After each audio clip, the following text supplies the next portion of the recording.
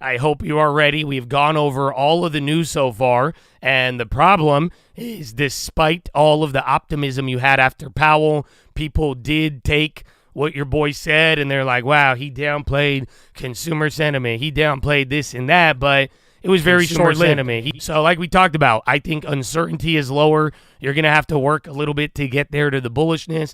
You did have some stuff overseas. We are going to be getting some bills here signed by the president, but you still got that volatility like we have talked about, my friends. You are not out of the woods just yet. So we'll see how it plays out. You're going to have earnings after the bell. There was already a couple earnings in the morning, which I'll tell you, they were not that bad.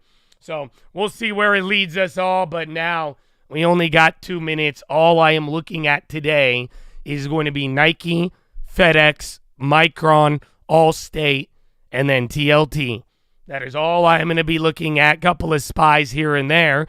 And then let's see what we get from it all. But Chatadonia, you're here right now. You got 2 minutes till the bell. You got real historic volatility. What's your first play of the day, baby? Post it in the chat. Let's go.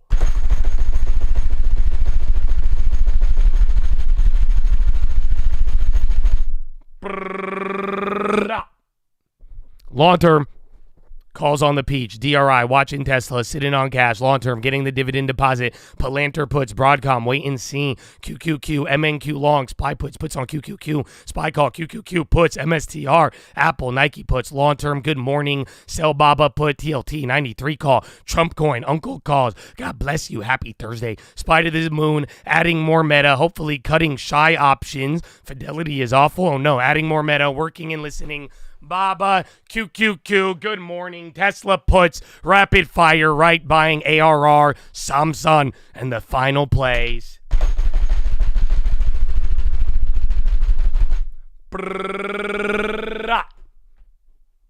Shipping, Tesla, huevos. Tesla SPY puts, NVIDIA, long-term shorting EA, shop calls, selling TLT, and the Twitch chat keeps trying to promote Fubo to me. That's what we got, baby. 1 minute till the bell. So you got to post your play, Sim Race Review. Okay, what do you got? What do you got? He sent me an email. He woke up this morning at 5 a.m. He's like, Fubo. So you got to post your play, though. You got to post your play. I have no idea what you own. But that being said, let's have a good morning. I'm going to run to the potty real quick if I can. We only got 30 seconds. Oh, no. Jim Cramer? 450 million EBITDA tailwind from tariffs. So let's say you're just like, woo, tariffs. Go buy some FCX. And by the way, Jensen Huang is saying that copper is the dominant metal that goes into the data centers. It's not in the report. The report mostly talks about, yes, Chinese stimulus, because a lot of that's the majority of copper is used in China. But I really love. All right, baby. Good luck. Have a great day. And shout out to the veterans. Round one. Fight. Alrighty. You are down 1%. That's hilarious. So again, think about the move yesterday. TLTs have gone crazy. So there you go. If anything, that bond focus, FedEx plays are moving as well. So if you watch the watch list, you should know where the premiums stand. My goodness, Pinduoduo was post earnings. They did not do as good. What the hell?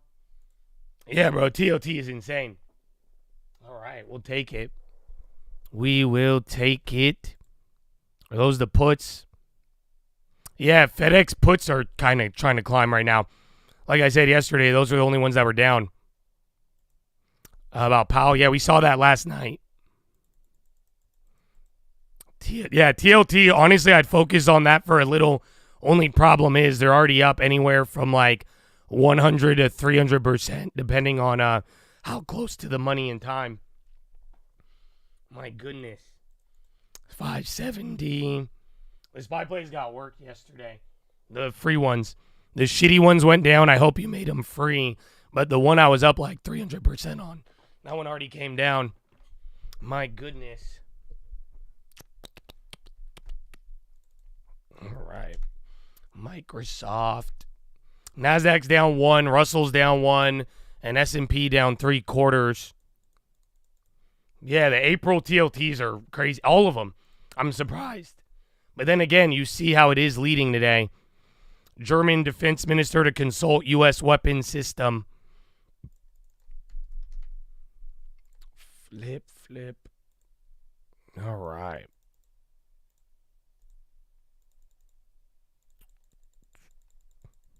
Fubo, they will get approval by DFJ. You have 3,000 shares. Well, thank you for finally posting your play. But I'm not a big fan of Fubo. So I like Disney, and that's what I have. But if you believe in Fubo, by all means, man, good luck. I wish you the best of luck with it. But I'm not the biggest fan. I mean, I bought Netflix at like $100. Adobe. We flipped out of those, but honestly, Adobe contracts move insane. I want to play it, but they're probably jacked up right now. And then take a look at this SPY plays. I haven't looked yet, but again, we got to work the levels, and then let's see where the premiums. Do we get a day where premiums move, or is there going to be a gigantic hangover? That is what you got to be asking yourself right now.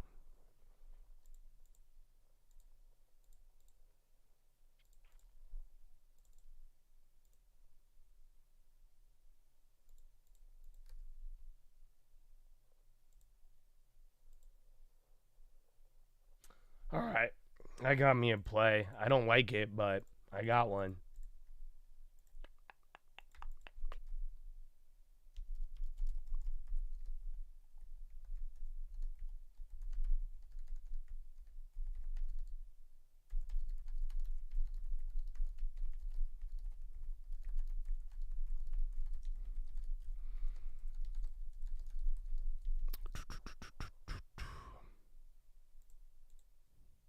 Intel, yeah, they said Nvidia's not down with them.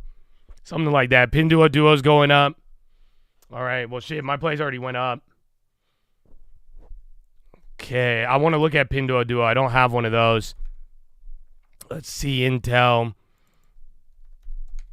Rivian, did they get downgraded after getting upgraded?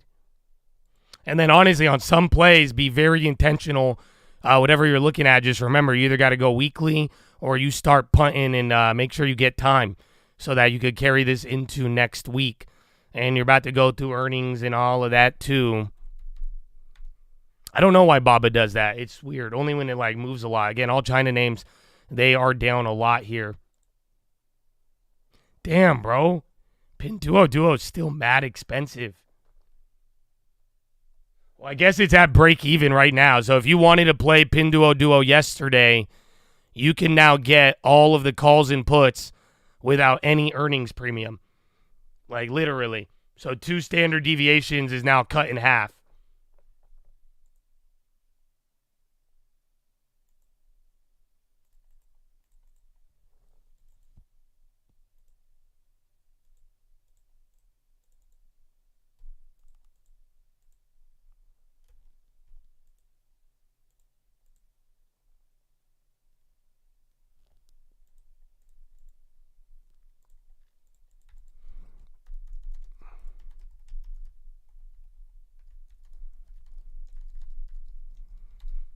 Kind of feeling NVIDIA puts.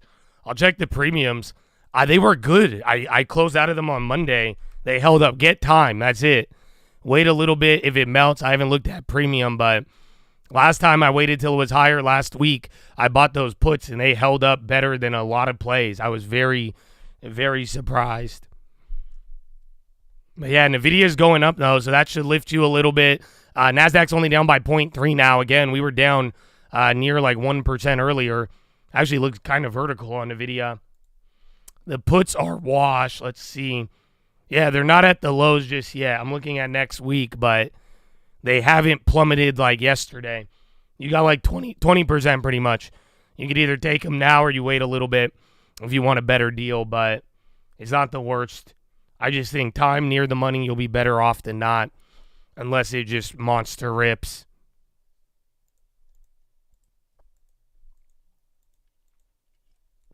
There's Intel. Pinduoduo now. That one's still going. So that's green now after being down 5. watch the China plays. Again, a lot of them were literally mollywopped. And then TLT is still holding. Fascinating. But again, that is the action here with bonds after the little QT thing and all of that. Spike coming up. You're not filling the gap. You're literally right at the top candle of Powell. No exaggeration. Or at least where the statement got released. Gotta love it. So right now, 56.53, 56.52, that was the level, but this is literally where the top end of Powell was. So it's early. I mean, again, if you think it's an overreaction, look at the calls. If you think we're going to fade it even more, look around a little bit. Because you're like, you haven't really made the move of the day yet. We haven't done 100 up, 100 down. So in a weird way, we're still kind of on ice.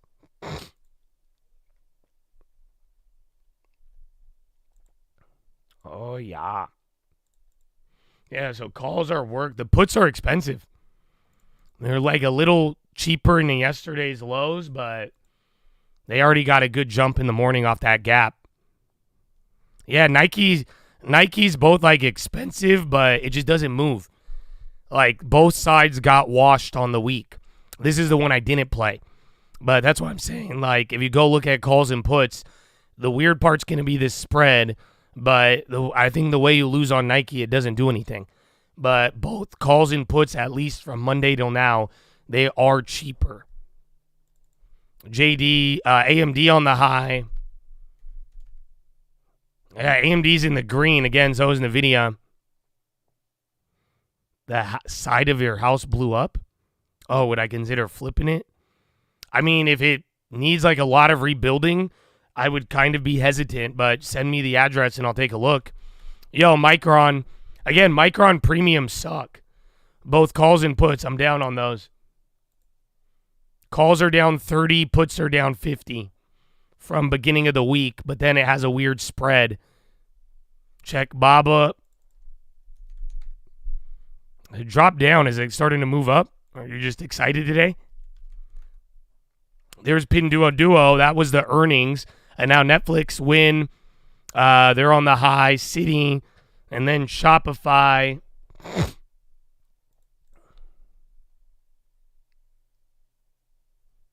TOT.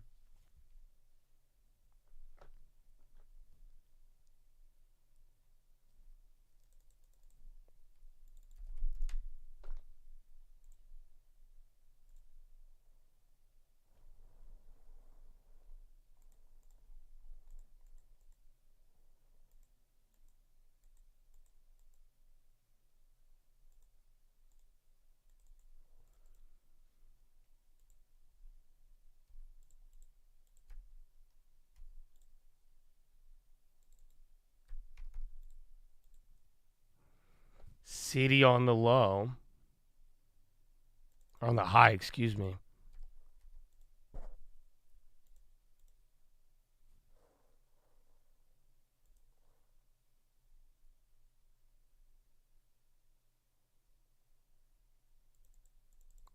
Oh, they won't fill that. I will wait. Okay, we'll SPY near the higher end of today. Dow down by 0.5 still. Russell is the worst, and then NASDAQ did come up a little bit. And then, again, AMD, NVIDIA, Micron, kind of all of them are doing good. You got Lyft and Uber on the high now, too. And then bonds chilled out, so take a look. It's still kind of early, but the premiums are still holding up amazing on TLT. But get ready. It's either we give up, I think you give up like another 0.5% on TLT, or we start to bounce at 92, but I have no idea. It's already up a lot. Google, Gambi. EU delays implementing first retaliatory tariffs to middle of April.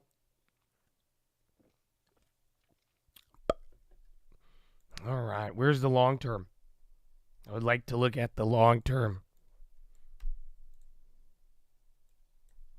I saw Staples moving up earlier, and then Tesla's just chilling. UPS on the high. So again, UPS, think about your long term, because whatever happens with FedEx today, UPS is probably going to move. Boeing again. Oh, man. Bro. Boeing I love, but I hate that move yesterday, and I don't love it for the long term. I just like it with all the drama.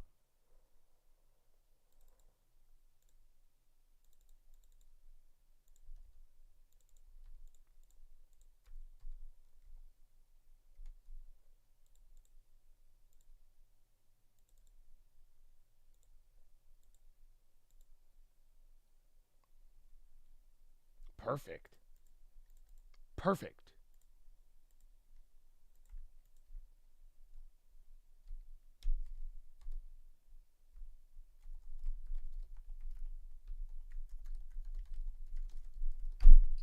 Ah! Adobe. Yeah, it's been like that since the earnings. The plays already flipped. I flipped that a couple times this week. It wasn't the worst. All right. A couple things are starting to chill out, though, now. And then there is Boeing right now.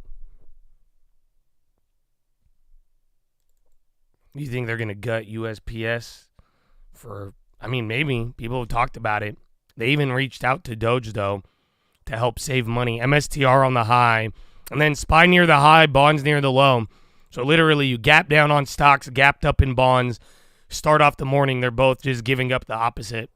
Which, take it how you please. And then Bitcoin barely in the green. I don't know if you guys noticed, the currencies are whacked today. Literally, Mexico's down 1%. And then this could be with the Swiss bank. Again, Euro's down 3/4. So you got a lot going on following the post-Powell. Not only do you have that, but literally currencies, all that. Look at financials. Financials starting to break out. They're in the green. SPY and NASDAQ now down only about 1/4.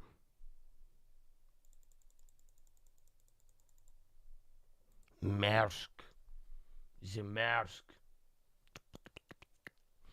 Okay, I'm watching. Earnings plays are starting to move a little bit. FedEx and Micron, they're getting a little bit more activity. Or at least the premiums are moving way, way more than the other days. Even though the stock's not really moving. Carvana on the high. You had the Amazon stuff yesterday. Speaking of which, Amazon's down, but they look good. They're about to go green. Google down 3/4. Meta down 0.85. I think Tesla's down 1. And then Apple down 0.3. Trying to go up again. That's matching with the Nazi.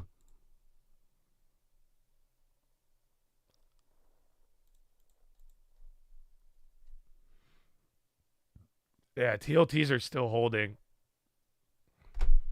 I think it's fascinating. Kava on the high. I think they got to upgrade. Tesla. Well, again, we're moving very slow. I mean, the levels, it's all the same levels of the week. So 5656. Again, at this point, you just got to fill the gap. 5674. Remember, the other level was like 5672. Zelensky addressing EU Council says Russian strikes on energy have not stopped despite claims of readiness to halt.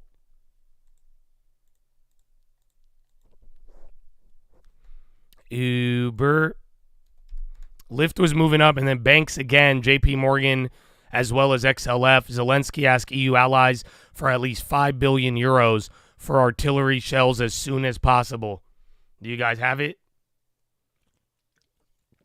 That's what he said. He said, I need 5 billion. I need ammo. Boeing. Premiums on Boeing just got weird. I don't know if it's natural or a glitch.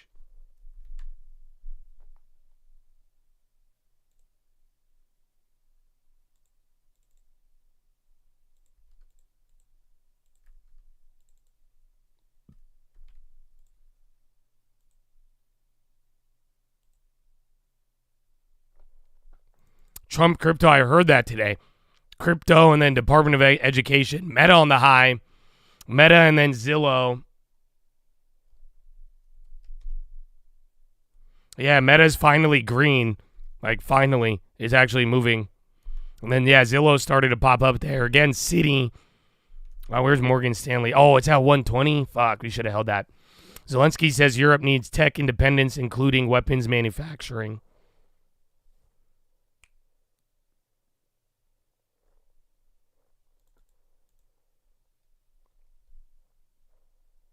Oh, yeah, where is MPW? Bro, they've been doing good. We talked about it last night. It's for the long term, just don't get trapped. But I'm glad. But after that little 6 thing, this is like the longest it's made a move like that, and it hasn't gone like mad volatile. Arquite X Divi. I didn't know Arquite has a Divi. I mean, they had that special one-time one, but that was it.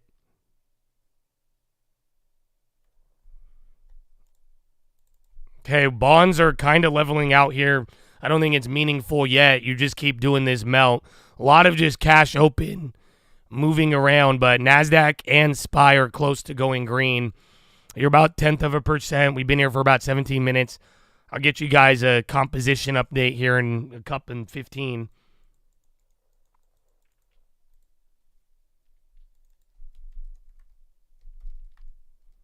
There's a Dabe. Tesla hasn't moved again. Meta's finally leading again.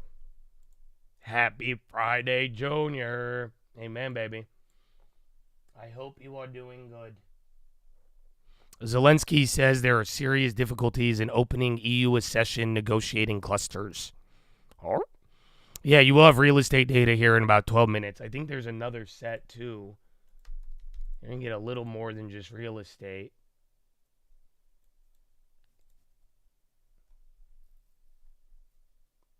Is it existing homes? No, that's it. I'm thinking next week. Next week you got a decent calendar. Okay, so let's see if the Reds, see what they do to the bonds right now. Again, you're like near the cusp of break even.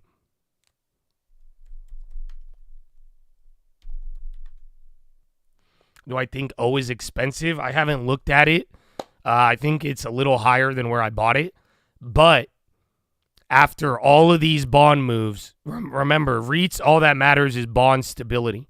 So if you want to front run REITs in this environment, be my guest. But you do have good signs. So yesterday, TLT today, what Powell is doing, those add to stability for bonds and real estate, I believe. So I think that's good, but I do think O is a little bit higher than where I bought it. So it just really depends on your portfolio, what goal you're trying to accomplish. Dollar Tree running? What is this? Hey, yo, DG and Dollar Tree. Staples are down. That one's interesting. I love real estate. I love real estate, Habibi. Hey, man. I love that video. That video is golden. See if China wakes up, too. Pinduoduo still moving. Baidu down. Yeah, Pinduoduo about to go to another high. Again, it was pricing in 10%. This thing is at 0.1. Premium's already moved, though, so be careful.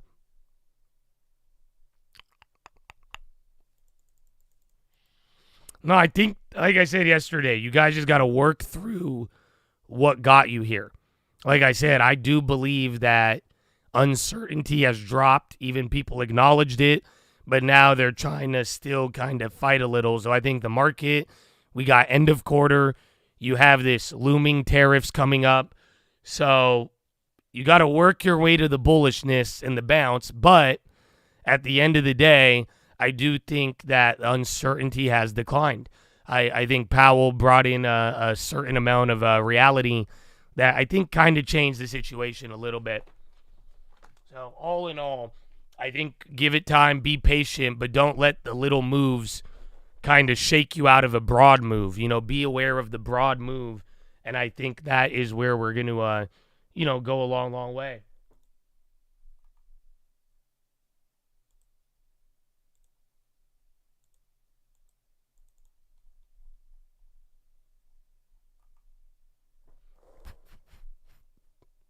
You sent the email. All right, I'll take a look at it in a little later. We got to get through this morning.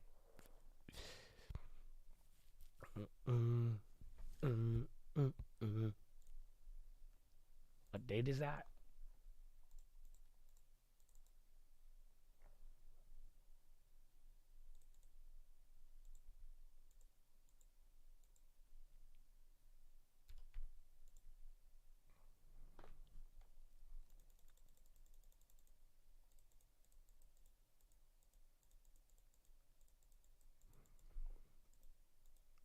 No, I only have Schwab. I like Schwab a lot. I like Schwab and Fidelity for long term.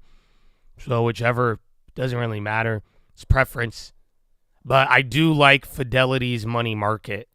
So Fidelity makes it very easy to get yield on your cash, which I'm a big fan of.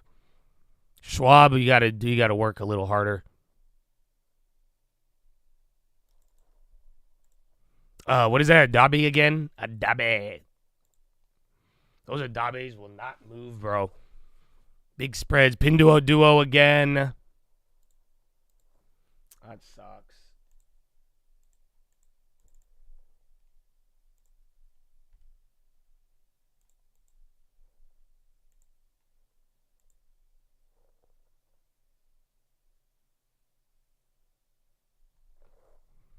What about Vanguard? They're not bad at all. Again, just really, I think your broader strategy is what counts. All right, I made it free. Got a free play. We hit 100 off the morning. Not bad.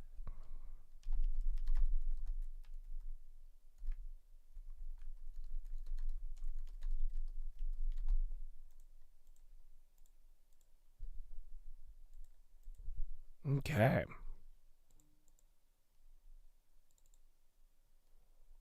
First Solar, Dollar Tree again, and now Amazon and Google and Staples. So hold on. I mean, it's not data yet, 7 more minutes, but you kind of just got a rush there of a lot of names.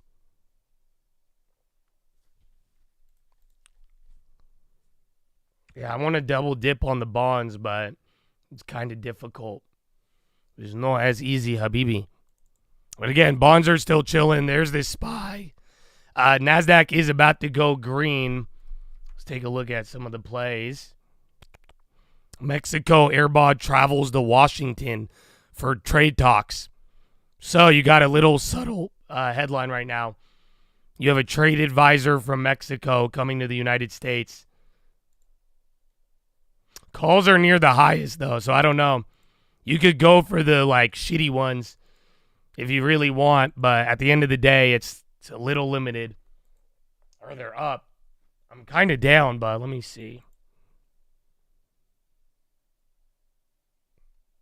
Oh, you know what? Yeah, I'm not actually opposed to it.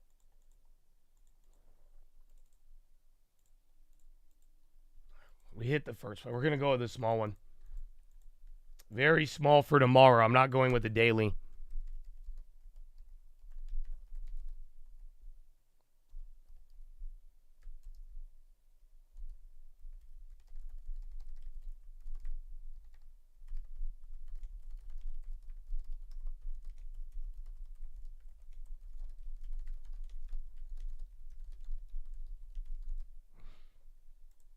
Yeah, tomorrow's just a big expiration, so we might just get swung around a little bit. Who knows? But yeah, you just got that Mexico headline again. I think the Euro and SMB Swiss, I think that kind of got in the way of the currencies today. Because that's what I'm trying to say. I'm like, bro, whatever you think with Powell and all that, you had all these central banks look, the dollar didn't cause these moves. I think it was Euro and everything else mixed in with the Powell effect. But yeah, you're up by 0.5 on the dollar. DVA, again, SPY near the high. There's a sweet spot. I think there is one. I grabbed one, but I even said on the stream alert, kind of wait. Because if you don't want to buy at the high right now, you wait till middle. William Chisholm to buy NBA Celtics. $6.1 billion deal. I didn't know the Celtics were for sale. William Chisholm to buy NBA Celtics. $6.1 billion. Managing partner at Symphony.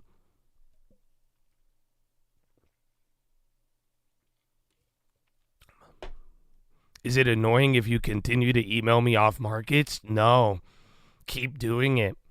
I want more. Like I said, bro, I need to figure out the legality, but I'm really thinking whoever could get me the most amount of deals that I close on, I will buy you a car or a house.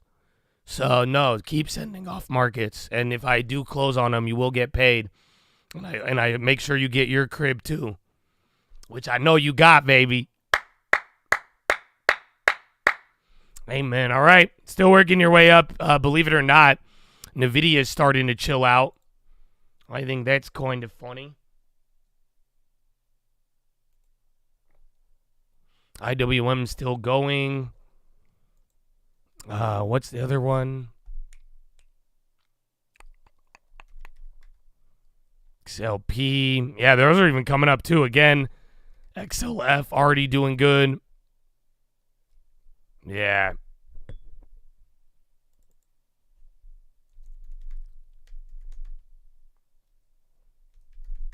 Amazonian. That one went great. That one's just been melting up all day. All day, my friend. Okay, FedEx calls and puts are tweaking.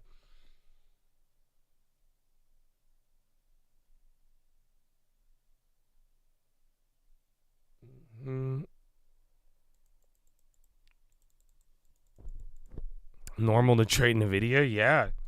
I mean, the other day we were saying how you should kind of just focus on individual stocks depending on the type of environment we have. So, but today I don't know yet if it's broad or not. I'll give you an update in 3 minutes, and then we are about to get the data. So I hope you guys are ready for that.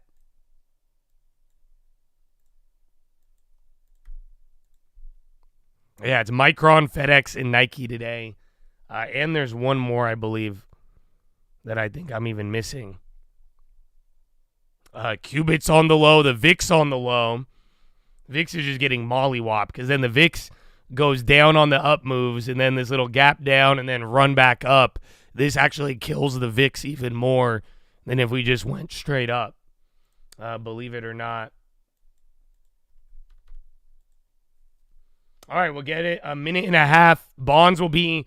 So think about it. If you want a TLT play, this opportunity might move right now, or this could kind of just be one of those like pushes in one direction, the real estate data. So the number is like -3, I believe. It's like -3.5%. Or month over month -0.7. Or? Yeah, I think people might get surprised. That's weird. I had a different number earlier in the day.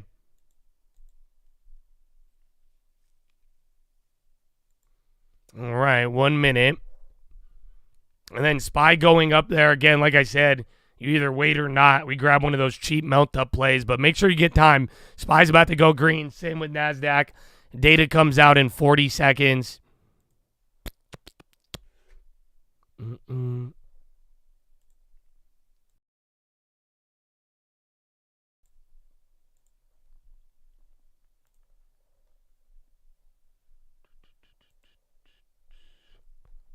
Tesla. What the hell happened there? Tesla, fat candle. And we're off. Not really. I don't know what it is.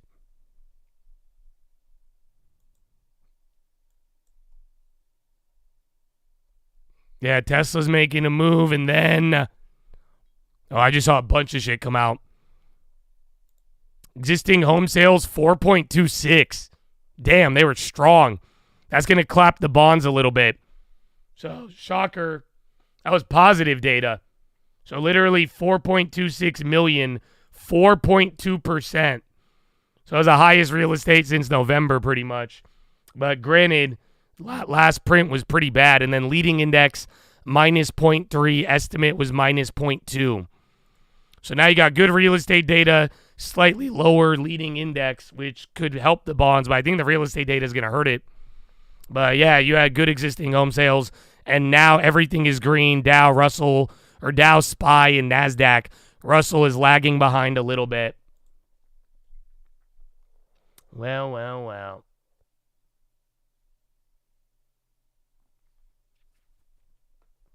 Yeah, microns are even coming back up here now. And then SPY plays already moved 40% from that one I just told you. So be cautious. I'll let you know to make them free. Or make them free right at 100% if you can.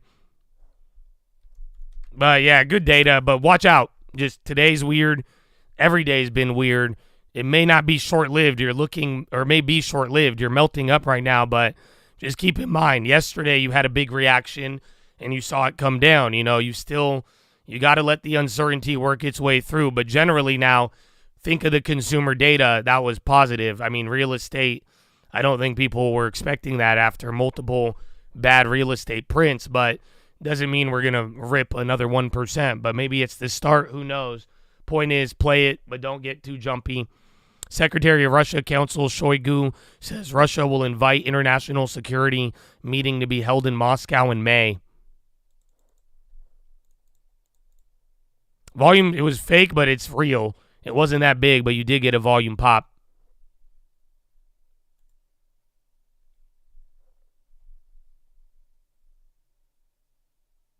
All right, not bad.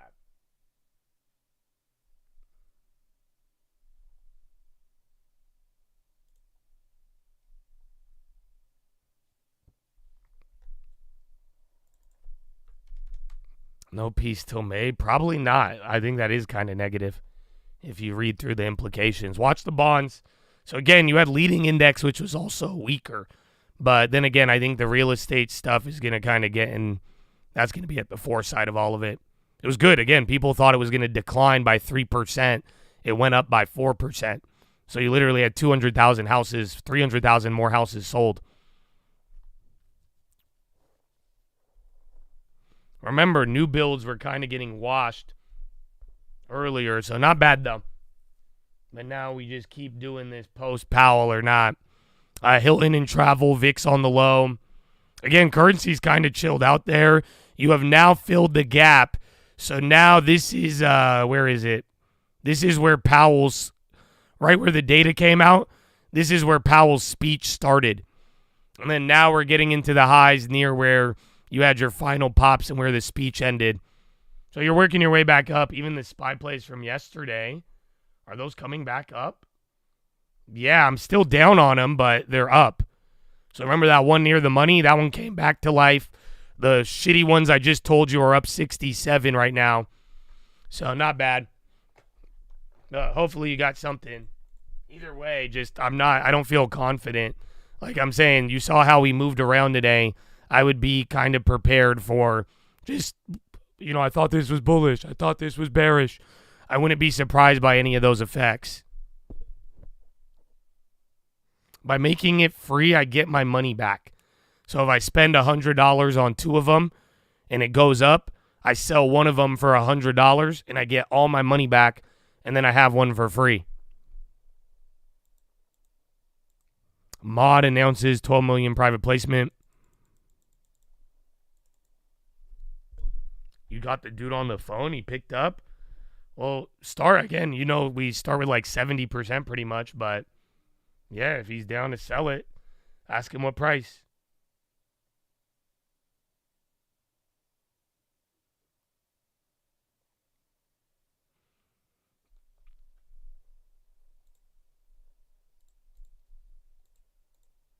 No way. Oh, the Pinduoduo. That one's still up too. PI. Amazon, that's a good one. And Tesla. I mean, we are looking melty. But where are we levels-wise? I forgot. So 568, 5690, and then 5700. And then you get above there, 5715, and then we'll play a whole nother ball game trying to get to 5787. So technically, there's a gap to be filled 100 points above, but let it do its thing.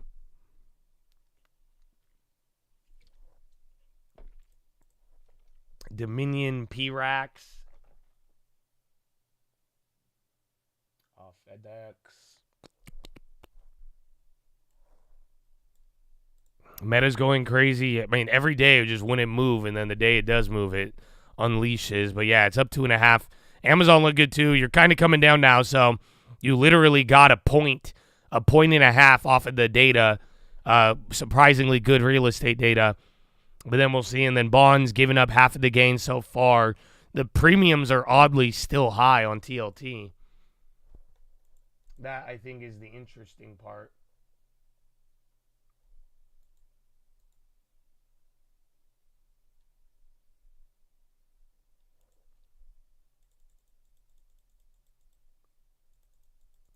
IMVT.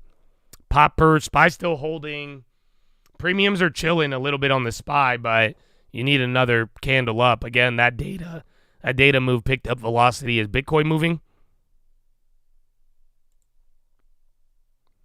5857. Bitcoin's just chilling. Again, IMVT, 2.5% pop. I don't know if that's news or anything.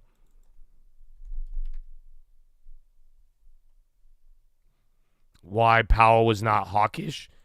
Did you watch last night's watch list?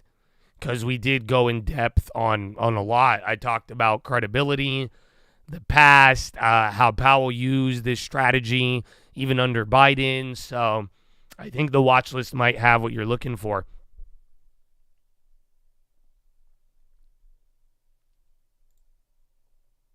Dabe. Well, that one's just still staying up. Where's NVIDIA? NVIDIA chilling. Again, Microsoft starting to go up.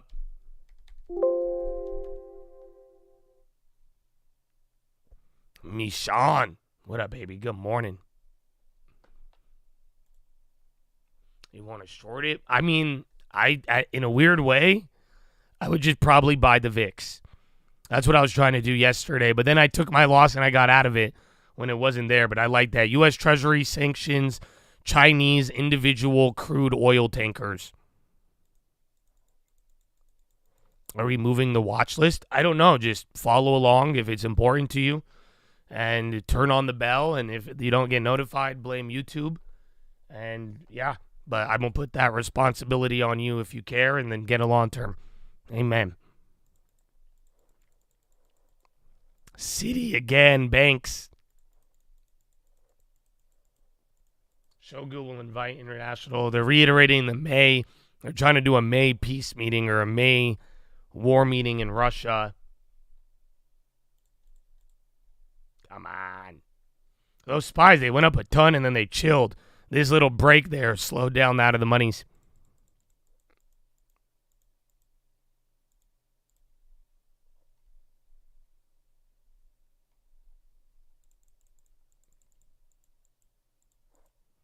All right. Qualcomm, too. I don't know. Don't they have their event? Bitcoin's starting to move. I think the currencies are kind of getting in the way, but notice where you are. I mean, you are now just like, this is 3/4 of the move from Powell. So, again, we've been playing this back and forth. You had a lot of people do that, and now we're here.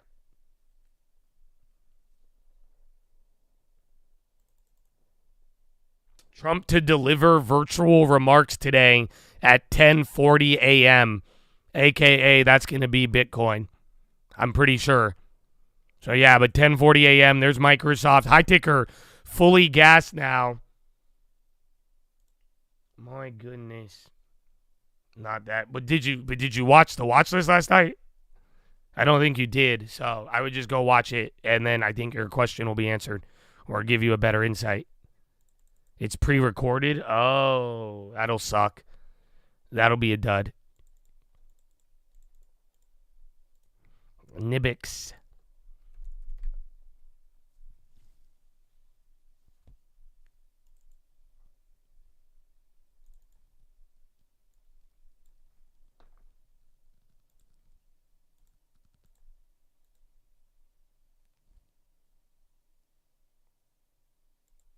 All right, I'm making that play almost free.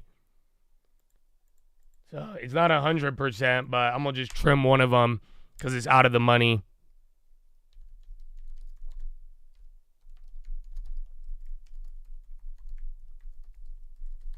I hope you understand why, because it went up more on this move. You come down, it's going to have less juice, but now we at least get a free call, or almost. It cost me like $5 now. So I'll take it. But to be wise. And then bonds near the low, too. I don't know. That's still, I kept telling you, the TLT premiums are oddly stable. So I don't even know if there's too much of a deal there. Oil popping again. You just have the sanctions there on that China guy. Yeah, oil was low-key ripping. Well, I still have a call. So I have one from yesterday that's free. That one's coming back, and now I just got another out of the money free. So that way, if I lose, I'm not losing my account. And then if we get any melt up, we'll be able to get rewarded. But again, I am prioritizing the safety, aka I'm not really trying to chase a gain as much as, hey, let's respond, let's get a move. If we see a good deal, make it free. We have way less to worry about. And that's it. Just keep them small and don't let this shit crush you. All right, still up Zillow again. I saw that multiple times today. Oh, thank you, my friends. The Tim Whitman divvy. My guy. All right, watch the bonds. I don't know about the short. That's all you guys on there. Unfortunately, I think the bonds are like the SPY the other day. That move is just, it baked in way too much premium to address Digital Assets Summit. Yeah, there's another virtual remark at 10:40, and then he is signing more bills at 4. MO on the high. Hold on. Are we about to get? Be mindful. Yo, if Staples in the whole market rips, that'll get really bullish. Otherwise, we're about to flip, and then tech is going to sell off, and then Staples. Look, Bristol Myers, MO, the Staples are waking up with tech. So it's going to either be both of them go up today or one or the other. Do you guys see it? Because tech is already running, but now Staples and banks are already playing along. So, yeah, watch out for that. I'm guessing it's still early, but still, I'm noticing it here through the movement. And then let me get you guys a checkup. We've been here for about 45 minutes.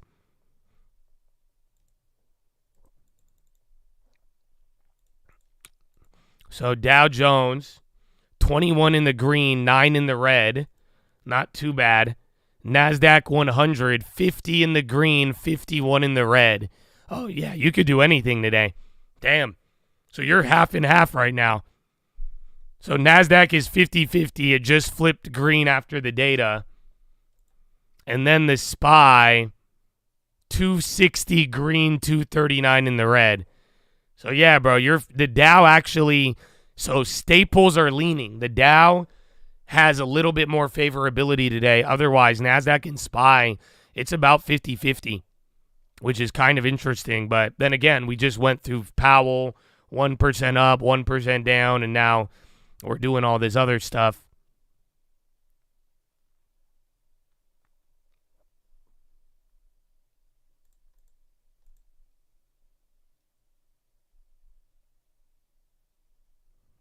Trump to give remarks at 10:40 a.m. White House. And SPY still holding here. Bonds a little lower.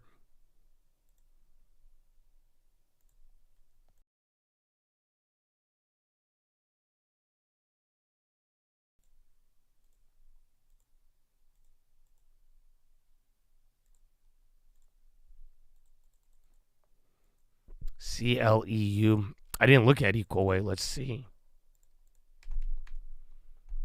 Equal weight is barely green. So right now, you're getting led by tech. Again, Amazon. Look at oil too, you guys. Bro, oil is actually going nuts. But yeah, I would say equal weight right now, given that it's like break even, I think you're being led by Meta, Microsoft, and the other fun bunch. There's Meta above 600.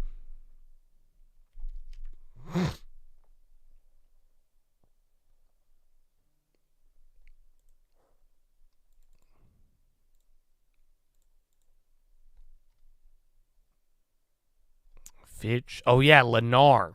That was the other one for today. Home builder. So they got earnings. All right, SPY chilling. Bonds have moved more. You got Alibaba on the high now.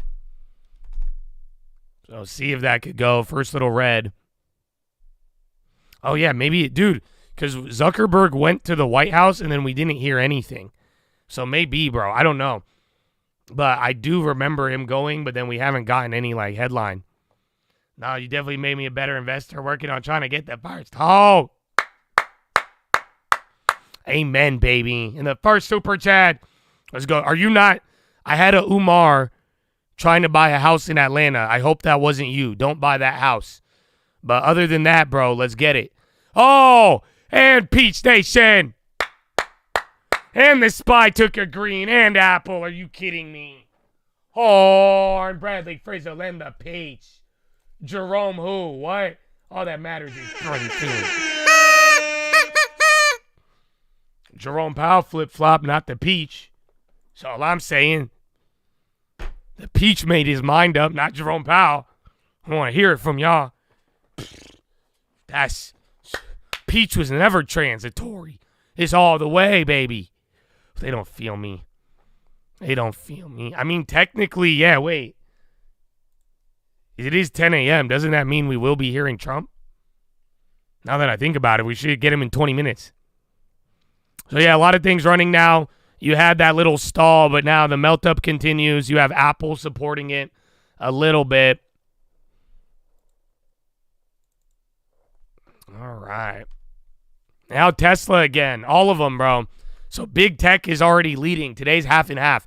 Half of the market is red still. You're getting an outsized impact from the Nvidias, Apples, Metas of the world. But look at Apple, literally big candle at the high right now. But that's what's moving you more than, it's not necessarily everything advancing yet.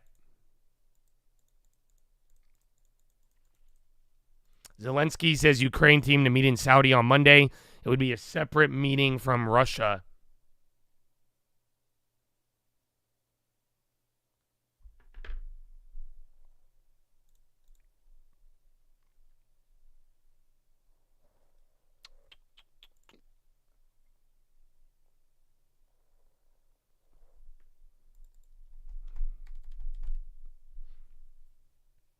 Boeing, Meta, again, I already have, bro, Meta's rallying.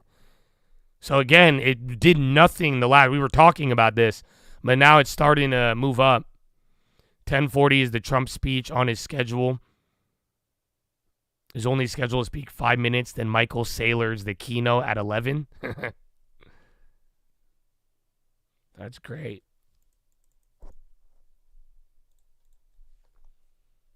All right, TLT premiums are still up, but they're slowly starting to come down now, which I'm saying that was kind of unusual how well they actually held. And then the SPY plays are back to 75%, the shitty ones we just did today.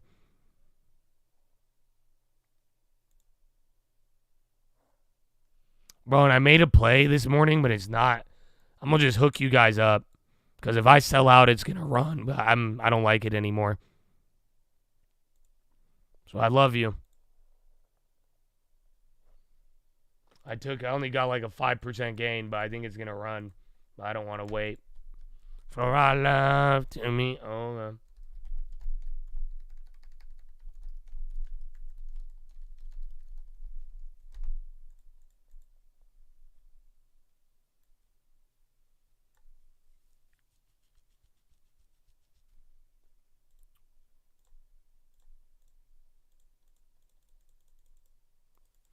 all right, a little bit higher.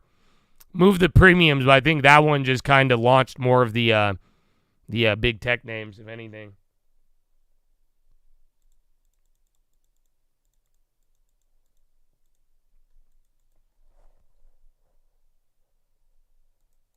Target. All right, add that to the list of staples. I think Meta's going to do its thing, but just watch out if staples go green. They're right there at break even.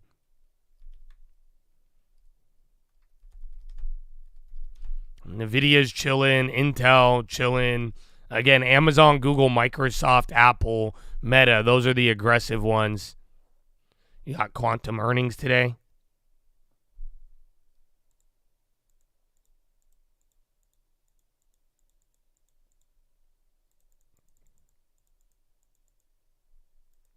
Lows on the high. And then it's still holding. Again, bonds are the only one that flipped throughout the morning. Again, you had that cash sell.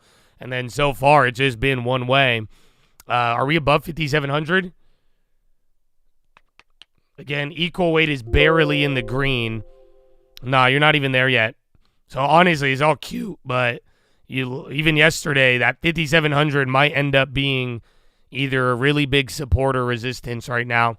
But you got to get above that. Otherwise, you're still kind of trapped on that. Look at Reddit. Look at PLL. That one's going up. Shopify. Now you got Airbnb. Reddit is getting a candle.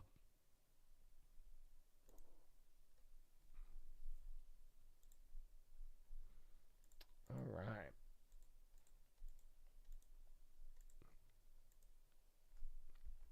Okay, I'm going to go to the bathroom. Just shy of an hour. Follow me on Instagram at The Trading Fraternity. Real Cult News on Twitter. That the longer Zelensky said he controversial told Tesla Trump as a brand is going to Zaporizhzhia be, won't or is it work a focus thing? unless I it's think under Tesla's Ukraine become control. a political symbol. And that's Yeah. a bad thing for any brand. And, more and more, as you see, whether it's on the White House lawn or, as we see more and more from D.C., that's a bad thing for Tesla because it comes down to Tesla shareholders. They own Tesla, and it's the reason we're bullish because of autonomous, disruptive tech, what I believe is, along with NVIDIA, one of the best disruptive technology companies over the next decade. But it's a crisis moment. And I think, when we wrote the note, it's really urging Musk, urging the board. I'm not going to listen to you. Look, I sat across from him now. It's a long Yeah. time ago. It was, you could argue, a different Musk back in 2023 in pre-Trump. May. But he said then, and I would assume he'd say the same thing to you now. I don't care, Dan. I'm going to say what I want to say and do what I want to do. Yeah, and David, I think he could do what he wants to do. I think the issue now is it's not necessarily the stock or the money, because someone will be like, Musk doesn't care about that, but Musk does care about Tesla customers in terms of the brand. And I think when you look, if there wasn't such a bright future, then now it wouldn't even mean anything. But the irony is, it's probably the best technology innovation ahead when it comes to FSD, autonomous, and everything But if else. it is, then shouldn't that stand on its own? And that was what the stock was all about anyway. It was never really about fundamentally selling cars, right? It was never valued that way. So if they're going to have the best technology and be leaps ahead, why does the brand perception matter? Yeah, I think brand perception matters because ultimately it's about more and more you need, how many are going to do cyber cabs? What's FSD penetration going to look like? Shake Do up. current First time, customers bitch. continue to own more Teslas? Thank you, my And friend. I believe, All if right, he you're takes a step melting. back here, Get above and starts to 5,700. balance that, you haven't seen a picture of Musk in front of any Tesla sort of manufacturing factory since Trump took office. So I just believe it is important to balance. Because he was, Tesla Dan Ives investors was saying need to stuff the other know day. I think this might be that live. Musk is So get ready. This is the level. That's why right now We it's hold really a this crisis moment. game But I time. feel like, Dan, he could, But you if know, it doesn't you're hold, saying, though, it's more the this might become a little frustrating. politicization of it. I mean, he could step back from Doge. But Yeah, spend all his Airbnb time was on running XAI earlier. I don't know how Or crazy. SpaceX or Neuralink, and still ignore Tesla. But to that point, I think the political symbol is the issue. Because to some extent, when you look at the frustration that you're hearing from Tesla No, shareholders, I think it is they the own issue, but stock also not to get into people this political radicalizing sort of others. crossfire lightning rod. And I think what started to happen I don't is think that helped. if he takes a step back over the next 4 to 6 weeks, still stays in Doge, but just Bitcoin Joe, I told you those Adobes. That's the one I give a sold, but roadmap in terms of Tesla. they look at they You're jacked saying he has up. to do the hype job he's always done, right? The stock is basically where it was the last day I of think I'm 2020. just superstitious, but I'm telling you, every time I'll sell out at some of them when they don't move, it's gonna hook you up. So just take that risk at your own accord. But those just I sold out for like 10%, 5%. Is now up almost 100 within that 2 minute, within that bathroom break. As I was saying, it wasn't moving, so I had to unleash that liquidity for y'all. Yeah, bro, it's stupid. I got you though. I got you.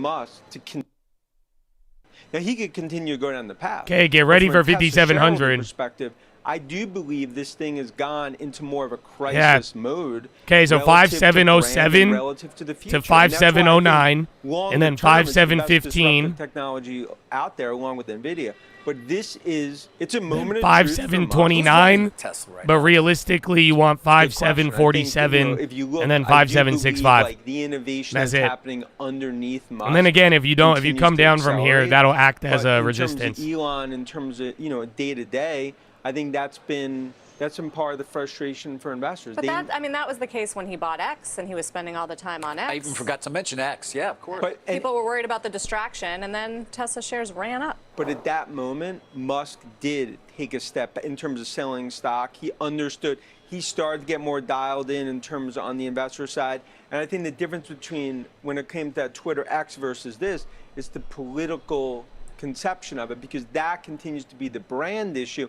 And my whole point is you take a step back here, balance, hear what investors are saying. I understand everything Mike's saying as well. Then at least I think you have a scar.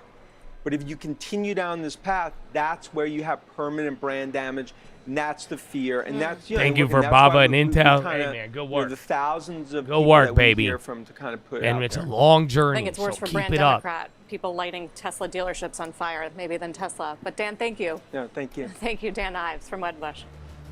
All right, still ahead, the signal and the noise from the Fed, what investors should take away from share.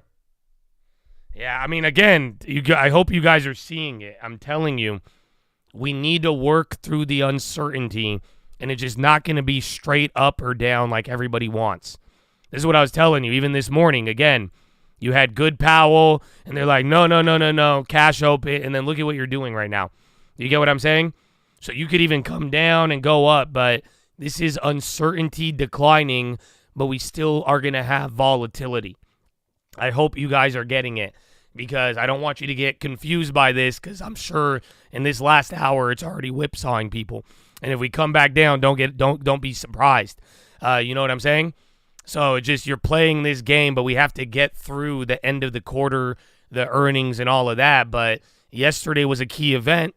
You still got some debate, but don't try. It's not going to be linear. Don't think we're just going one way. And that's, I think, kind of the pump fake that we just went through. Jeez. So, yeah, now old SPY plays are back up, and the other ones from this morning, you got 100 on them. A little bit more now, so GG's. Yeah, other SPY plays are back in the green now. So free plays yesterday that dropped 70% this morning are now up 20%. That's insanity. So the options are moving, but this was a fat move up and down once again. In the hour, you've done the whole entire day, just like yesterday, how you did that 3-4 points. Zelensky says Trump has not raised status of Russian-occupied Crimea during talks with him. Or? So Zelensky apparently has no idea about the Crimea negotiation.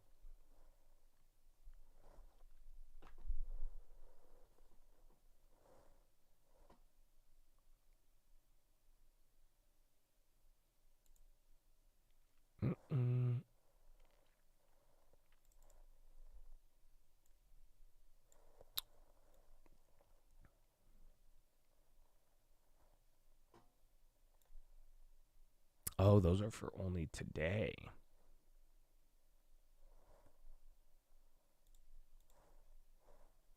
Okay, I'm selling the one that was in the money, the free one from yesterday that came back, because it's worth a lot of money, so I'm just taking that one.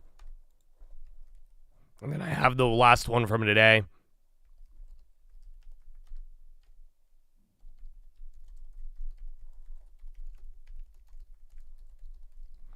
Russia Foreign Ministry spokesperson Zakorva. There are no contradictions in Kremlin and White House readouts.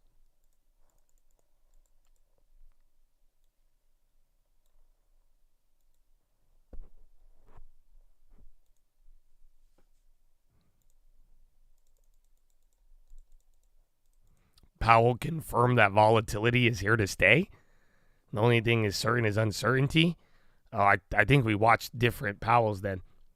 But, yeah, the watch list, I think we talked about it. I think you are going to have volatility. You're not out of the woods. But, I mean, even people who kind of disagreed, they acknowledged what Powell said. And, again, Powell sounded like he watched the watch list. I don't know. I mean, I don't know. Should I take, what's it called? Should I take a victory lap? Do you guys want me to take a victory lap? Because I can. I don't know. I don't want to, but I've already talked. I've been telling you this for weeks, months. And Powell acknowledged it almost verbatim. He's literally saying the one-time tariff like I told you guys, I think corporations were trying to just sell you guys shit and justify it beyond making Trump look bad.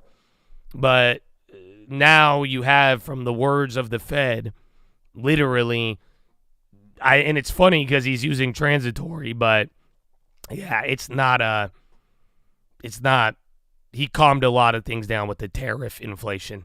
And then they were even trying to defend it today on Bloomberg, because they were even like, straight up, they're like, well, the consumer sentiment, even though Powell said it didn't really matter, they were trying to defend it still. But again, Powell he was very sassy. That's what they called it on Bloomberg, and I agree.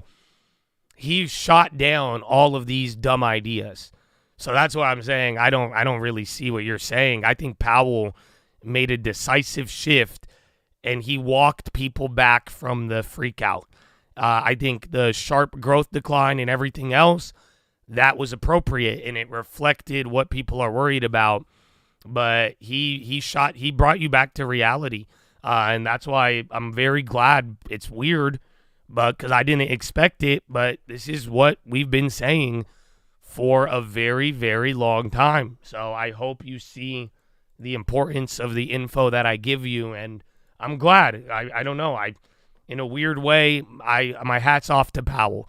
I still think there's a lot of weird credibility stuff, but hats off to him. I didn't think he would stand on reality like that. I made the assumption that he wouldn't. But it was good. It's good to see the Fed not freaking out as much, because 3-4 months ago, they justified all of these dumb reactions, all of these misreported info on tariffs and what to expect. That was justified because the Fed confirmed it on the last dot plot. The Fed gave you ammo to say, yeah, you should freak out. But now after yesterday, Powell took that ammo away. And I don't think you could say the same things you were saying over the last quarter now until the data finally shows up. But then again, to be fair, I'm not trying to be unfair. Even if I'm correct, my goal is to educate properly. I want you guys to have the right info. I don't care if I'm right or wrong. I don't care if it looks a certain way. It's not about my ego. And I don't care really about Donald Trump that same way. And that's why I said, ironically, the irony of all of this is that he is going back to transitory. And I don't know how I feel about that. And I'll give it away for you right now. It's on the watch list, but it's very simple. This is, I hope you guys, Republican or Democrat, everybody on the other news media, they want to feed into your bias and keep you spread apart. I don't like that. I want you to all see it, and who gives a fuck? I really hope you feel me on that. Because like I'm trying to tell you, Republican or Democrat, I need you to realize this same reaction, this same opting to transitory, this is literally how Powell was able to step aside from the Biden administration. This is how Powell let the last administration do whatever they wanted, and he put a blindfold on. Are you understanding? That's how Powell let the government spend all that money, do all that, and he reacted late. So he's doing it. This is kind of his political defense, is what I believe. Because this allows him now to not be two enemies with Trump, but at the same time, he's just kind of putting a blindfold on, saying, well, it's transitory. I'll react when I see it. But this was his political defense 4 years ago, because it makes sense. What did he do 4 years ago? All this spending, you knew it was going to cause inflation. He said, well, transitory. And then when it happened, he responded. And then he's more confident in his ability to respond. And I believe that too. And that's why I think he's going to do that now with Trump. And that's why he did that. And I think he walked it back a little bit. And although I'm like, okay, that's good, I think he's speaking reality, which, economists who do the data can agree with. But at the same respect, I'm not, like I'm telling you, I just think this is how he aligns himself with whatever the administration is without kind of catching too much heat. So, I think that's a fair response for both parties. But either way, make no mistake, Powell walked back the uncertainty. Like I'm saying, you can't, 3 months ago with the December 18th SEP, every Wall Street Journal, Bloomberg, they could justify the freak out. Why? Because every member on the Fed freaked out.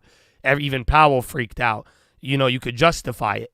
Right? Now it's different. Now, yeah, you could say the economy might slow down. Yeah, there will be a rise in inflation, but not this dramatic freak out, which I have been I banned people who have refused to accept this. Do you guys remember that? I went off on Homeboy and I banned him. And he wanted to talk because, again, I was not going to tolerate fake info, and that's what I've been on for the last couple of months now, because it was this. Yes, you can expect inflation, you know what I'm saying, but not anything that's gonna. It doesn't make your house double. It's not gonna ruin your life like the prior inflation that was so sticky and detrimental. It will be a one-time increase. It's not really forecasted to last longer than a year. Best case, worst case scenario, do the numbers, do the math. It's not, it makes a lot of sense.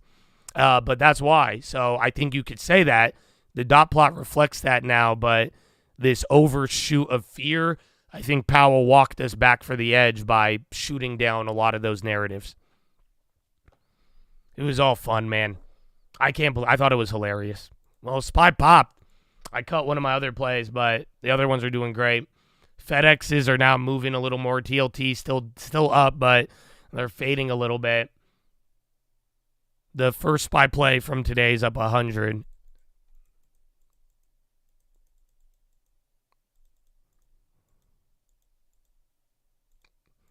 We should lower. I like what's going on right now, but I don't know the impact, which I've been trying to communicate. So I don't want to jump to a conclusion, but I don't know. I think cutting rates would be a little too preemptive.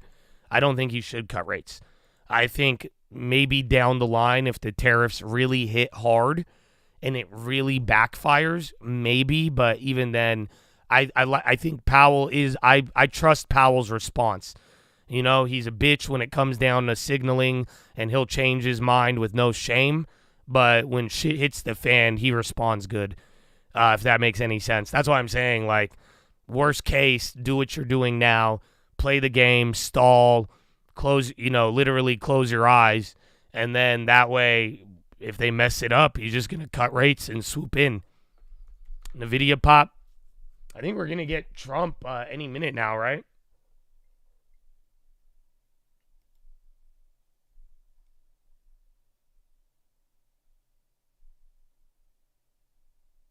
And on decentralized finance.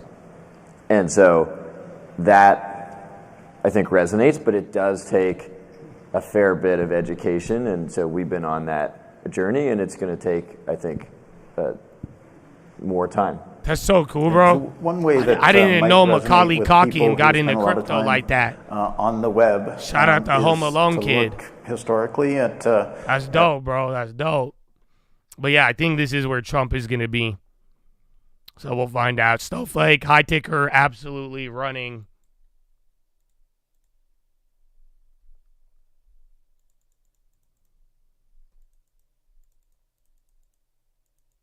Robinhood on the high.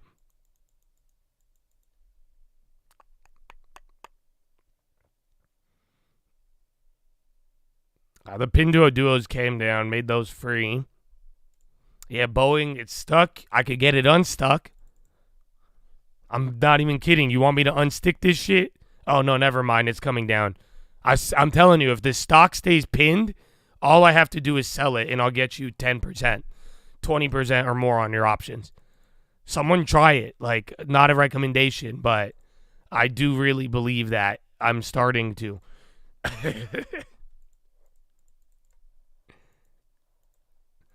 Okay, SPY holding up. Whoa, Jeffrey. Price is what you pay. Value is what you get. Thank you. Thank you, my friends. Are you kidding me? Or not? Amen, bro. Now you could get me on a philo with that. I said it last night, man. Value is important. And that's why all these little lessons, bro.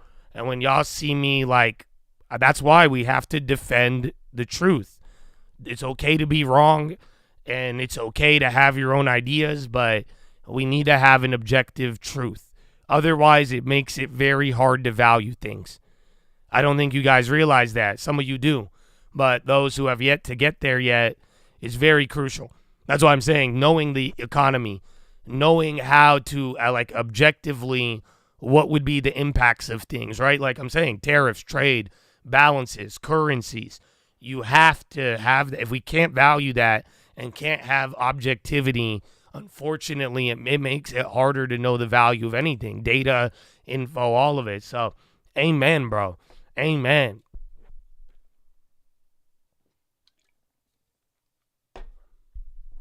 Is UC San Diego going to win? Win what? I didn't know they were doing anything. VST, Amazon. All right, man. SPY hitting another high. Even shitty out the monies are up 100 now.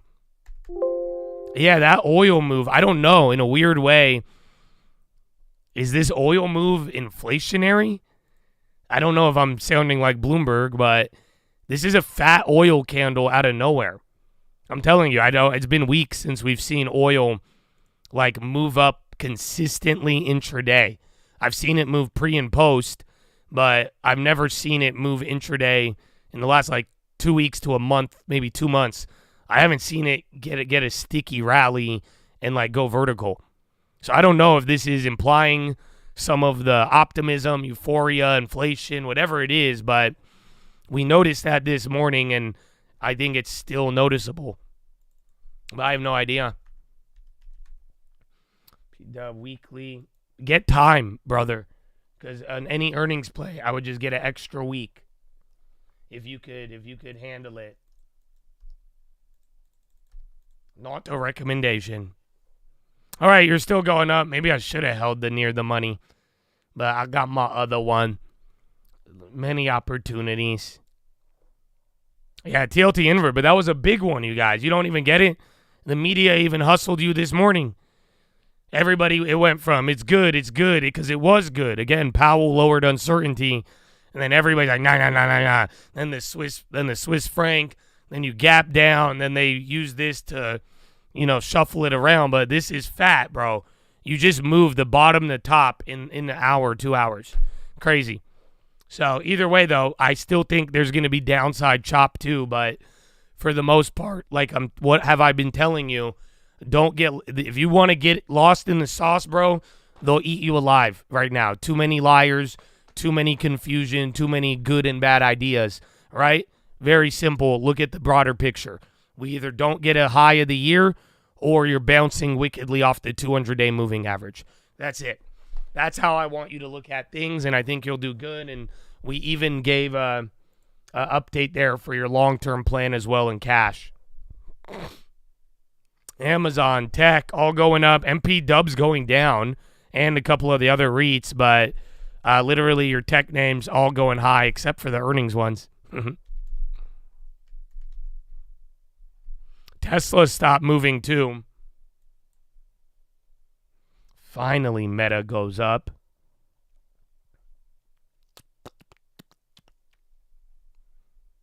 There you go, long term.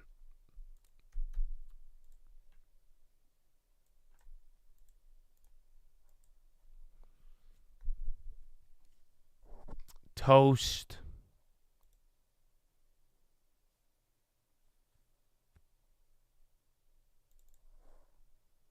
What are these?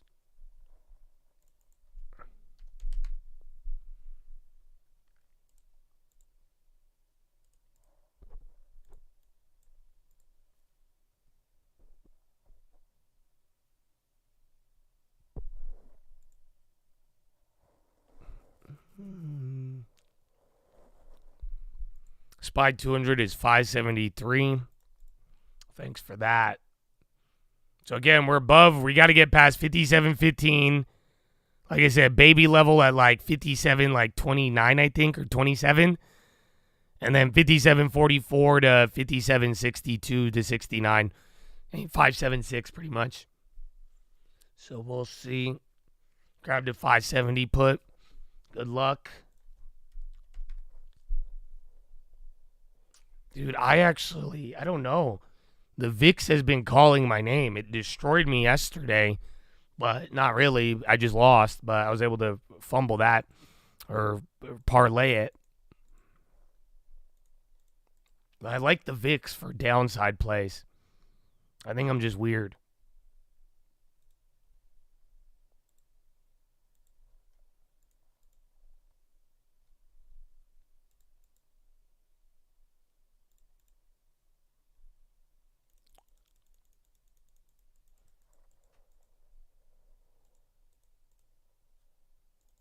I don't know. Trump, I have the video feed. But I don't know if this is it or there's supposed to be a digital address from the White House Fitch Ratings U.S. private credit defaults rise to 5.7 in 2025.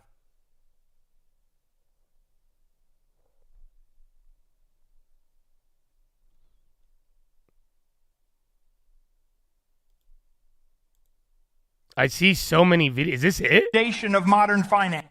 I don't. Our bold Bitcoin accumulation isn't a shot in the dark. It's backed by solid market data. Is this? I don't know if this is a When I think this is a rerun. Can anyone confirm? That's what I hate about all these fucking rerun channels nowadays. But yeah, this is the event, but he's not out there yet. It's a rerun. It looked like it. You could kind of have an idea.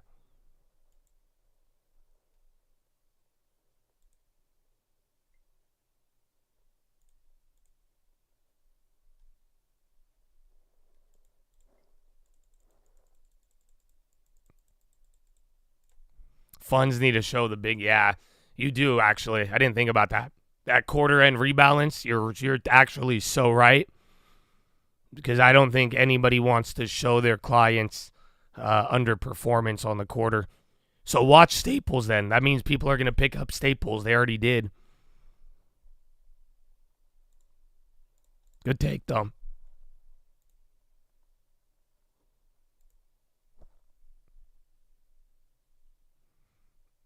Let's see. Bro, those other SPY plays are 150 now. So remember I told you I said they were expensive, but I said I'm going to grab one still. But yeah, that went up 150, surprisingly. Yeah, it's a fat move. Trump's remarks are going to be a recorded video. I believe so. That seems to be the word on this street.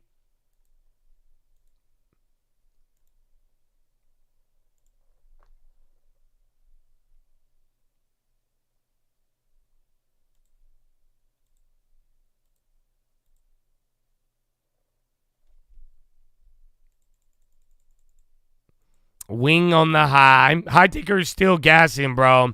I should have kept that other in the money.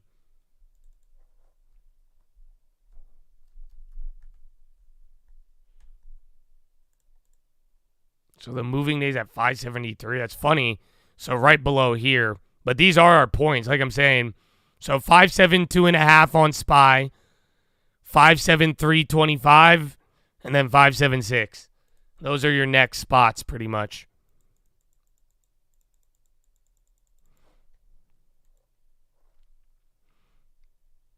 I mean, you could join in with the out of the monies, but I would just wait at this point. Because that's what I did. I did it yesterday. I did it today. I'm fine. If I think it's too late, I'll go really small on the out of the monies that haven't responded yet.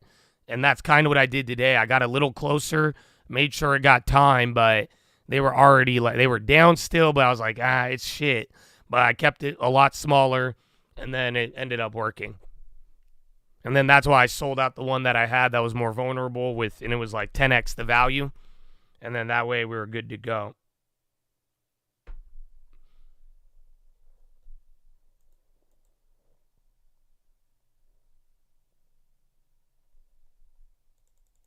The excuse was people just saying it was overlived or overdone. There's still uncertainty, making fun of Powell and transitory. But then I said it this morning. I think a lot of people just don't care about it. I think today was the Swiss National Bank, believe it or not. I think the rate, and then not to mention the 4 other central bank actions, I think that moved the dollar and a lot of things, and then everybody started reacting.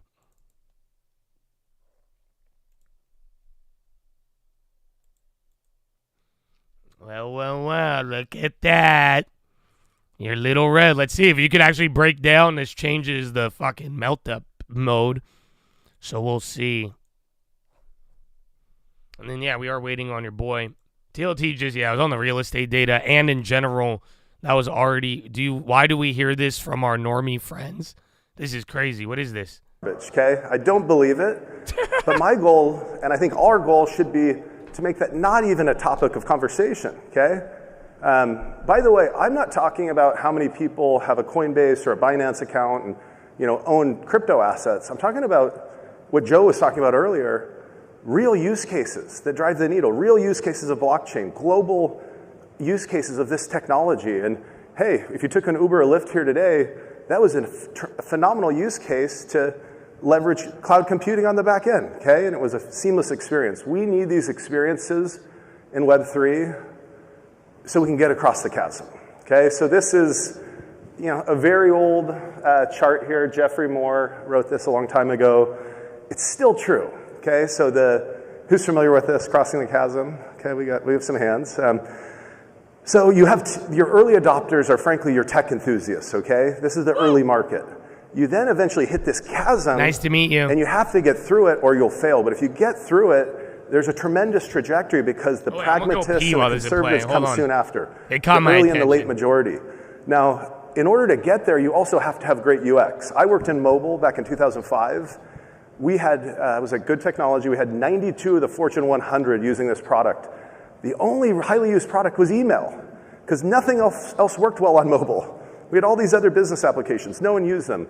Fast forward 3 years later, we have the iPhone. We have high-speed data networks. We've got much more powerful processors in our phones, and mobile takes off massively. It hit that curve for application usage, not just text, email, phone calls, all right? We're at that chasm now, but 16% is the number, all right? This is where real adoption begins. And again, we have surpassed this in a lot of categories. I think, you think about how many people have an account, how many people own Ethereum, how many people own Bitcoin, how many people own these different crypto assets. I think we're safely there.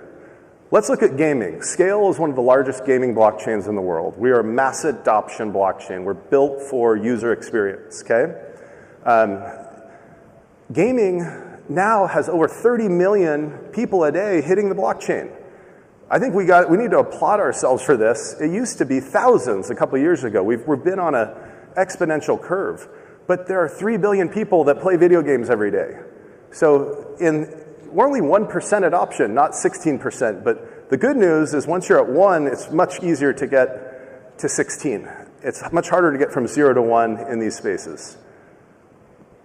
So we need mass adoption. Another positive note, we're getting there on the financial side, really getting there. These are areas that require less clean, simple, easy user experience. Look at stablecoins. There were over $850 billion in stablecoin transfers volume in February. That is massive. And you know what? That is money and value moving almost at the speed of light, not taking a day to process, not taking this kind of archaic banking system. This is the new future of money rails working. Bitcoin market cap's over 1.65 trillion. This was, when I sent them the slides, so it's probably higher right now. But that's a win for store of value. That is a phenomenal store of value, okay? Phenomenal. The reality, though, is we need more daily users for these use cases that really, really matter, all right? So then it's all about user experience. So I talked earlier about, I saw, by the way, if you're listening online here or if you're not looking around, when I said, what data center did you use and how much did it cost for that to process it, everyone's like, what are you talking about, right? But in the world of blockchain, that's the reality. So Scale actually has taken a novel approach, and we got rid of gas fees all the way down to the core of the chain. And instead, developers pay chain fees. They rent block space. It just opens up this new user experience. It's still economically viable. People are getting paid to run servers. Entities are getting paid to run servers and infrastructure. But this is an example when you combine phenomenal UX addition with high-speed blockchain execution, zero gas fees for the end user, and integrate that with advanced custodial wallets and semi-custodial wallets, and even non-custodial wallets with some very interesting new UX features that are coming. We can let normal people who aren't engineers, who don't have a ledger device, don't really know how to use sophisticated products, interact with blockchain, okay? Another really critical topic, maximal extractable value, MEV, okay? This is where blockchains don't finalize their transactions, and what happens, a blockchain submits a transaction, and guess what? Anybody running a node can see that transaction until the transaction finalizes. And then you have front-running, sandwich attacks. essentially, money and value is being taken from every user and every Everybody transaction is playing this through but bots. Just last week, somebody not- did a I don't know when Trump's coming 220K on. swap on Uniswap, and they ended up with $5,000 after. They swapped USDC to USDT. No, hey, they didn't use the Uniswap UI. If they had, they would have been protected. They used a different system, but the problem is this is something that we think needs to be fixed. This is the next frontier for scale also, is going and trying to fix this problem to make sure these things can't happen. We need to have safe waters if we're going to really hit these adoption numbers that we are going for. We also need to offer fundamentals. The next growth stage is all going to be about giving tangible value to users, okay? Real value. And there's some phenomenal use cases out there. Really excited about them. So just a little proof this works. And I have to say, this is fun for me now. We started Scale over 7 years ago, all right? And the first couple years the network was live, we would count our users, our unique active wallets, users, and transactions in the thousands. We now have over 1 billion transactions. We have over 3.3 million wallets in the last 30 days. This guy? Over 91 million transactions. So the model's working. This guy just wanted you to I'm not see his saying this PowerPoint to, with normies in it. Just about skill, but to say, when you really lean into building a positive user experience for consumer-facing applications, you can get dramatic results. But these numbers, frankly, are just the start. We're now in the top 10 of all blockchains and layer 2s in terms of transaction volume, and in terms of unique active wallets. And but I think I look at this and our set of competitors and collaborators, and as an industry, we're just getting started. There's a lot coming. Quick shout out to all the builders. There's over 300 applications building on Scale. I get the luxury every day of working with some really smart people that understand blockchain, but they also understand how to build applications. And there's some exciting things. There are some exciting things happening. So I just want to say, we are crossing the chasm now. Okay. The chasm now. And yeah, the Turkish lira. I mean, I hate to be that guy, but do you want me to highlight something? You might. I don't know if you realized it yet. So one, I'll tell you this. Should you be worried about the situation in Turkey? It's not really going to affect your money. Why do I say that?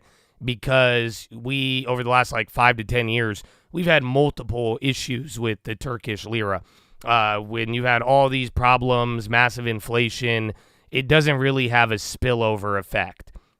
It's not like we trade with Turkey that much, and it doesn't really cause what you would think. It's not like the euro plummeting, So that's something to keep in mind. What's this? NVO on the low. And then you got a couple things moving right now. McDonald's, I see Staples. And then bonds up, SPY a little lower. So watch if we change. So like I'm saying, you shouldn't be worried about the lira for your finances. But now, do you know what happened in the last 24 hours? Because what ended up happening is that the president put in jail one of his political opponents. That's why the Turkish lira imploded in the last 48 hours. So there was a mayor who was running, he's going to run for president. They jailed him on some other issue. And as a result, the financial markets, they said that's not a good thing. And then you see the reaction. So do you see what I'm trying to tell you? That's how you're supposed to react when a government jails political opponents. That's normal, believe it or not. Yeah, the only difference is when it happened with us, the dollar didn't react. You didn't have people give the reaction that anywhere in the world, if that happened, it would have been massive for the currency. Trump is delivering the speech. Hello, I love Bitcoin. Those are David Sachs, who's a fantastic and very brilliant guy.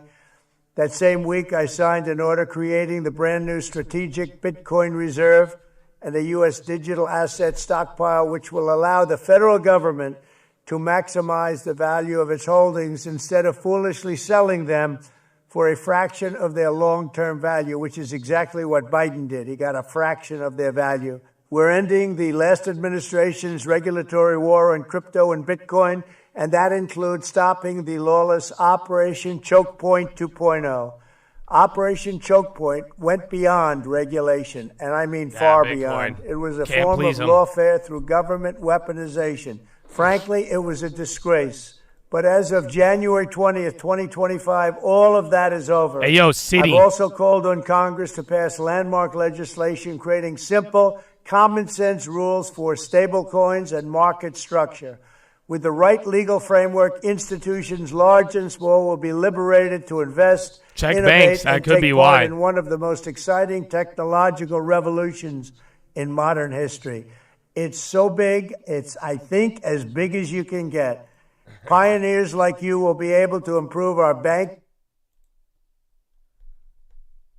security and wealth for American consumers and businesses Praise the alike. Lord, term You Augustine. will unleash an explosion Augustine of economic Arroyo, growth, and man. with What a the beautiful dollar-backed name. Stablecoins, you'll help expand the dominance of the U.S. dollar, and many, many years to come, it'll be at the top, and that's where we want to keep it. We only want to keep it at the top, always. I can already see that the energy and passion of the crypto community is the kind of spirit that built our country, and it is exciting to watch as you invent the future of finance. And right here, it's going to be right here in the USA, the good old USA. Together we will make America the undisputed Bitcoin superpower and the crypto capital of the world. Thank you. Good luck. God bless America.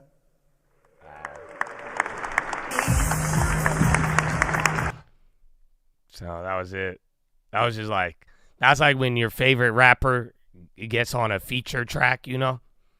But then, like, they don't really drop the verse, you know what I'm saying? That was just Trump. That was a Trump feature. I don't think it was. It was good. It's decent. But, you know, again, it's just like, that was just like press. Just PR. If anything, I don't think you got exposed to anything you didn't know. That's why every time he says something, it just goes down. Because everyone's like, buy more. Give us something. Roar. Roar. It was like when Beyonce went to the Kamala rally and didn't perform. No, that was terrible. I think that was a next level.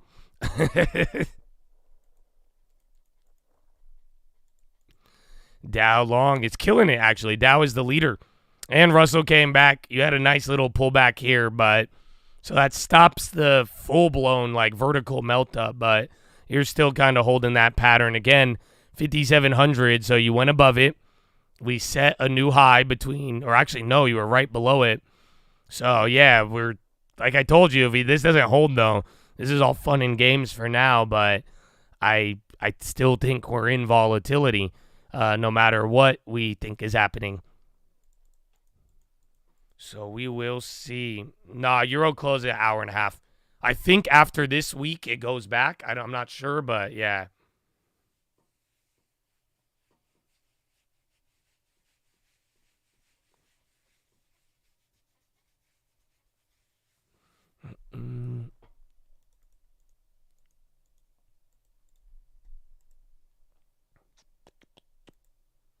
Still mad early, bro. But not bad. Not bad at all.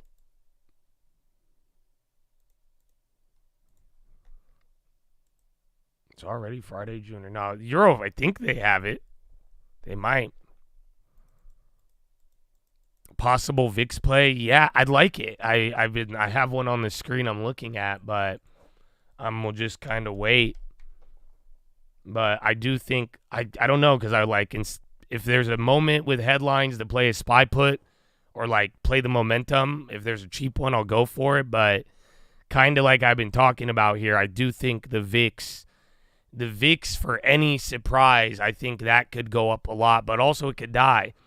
So I'm still a little undecided on it, but like I've been saying here, when Marcus mentioned the other put, he says put, I'm like, VIX.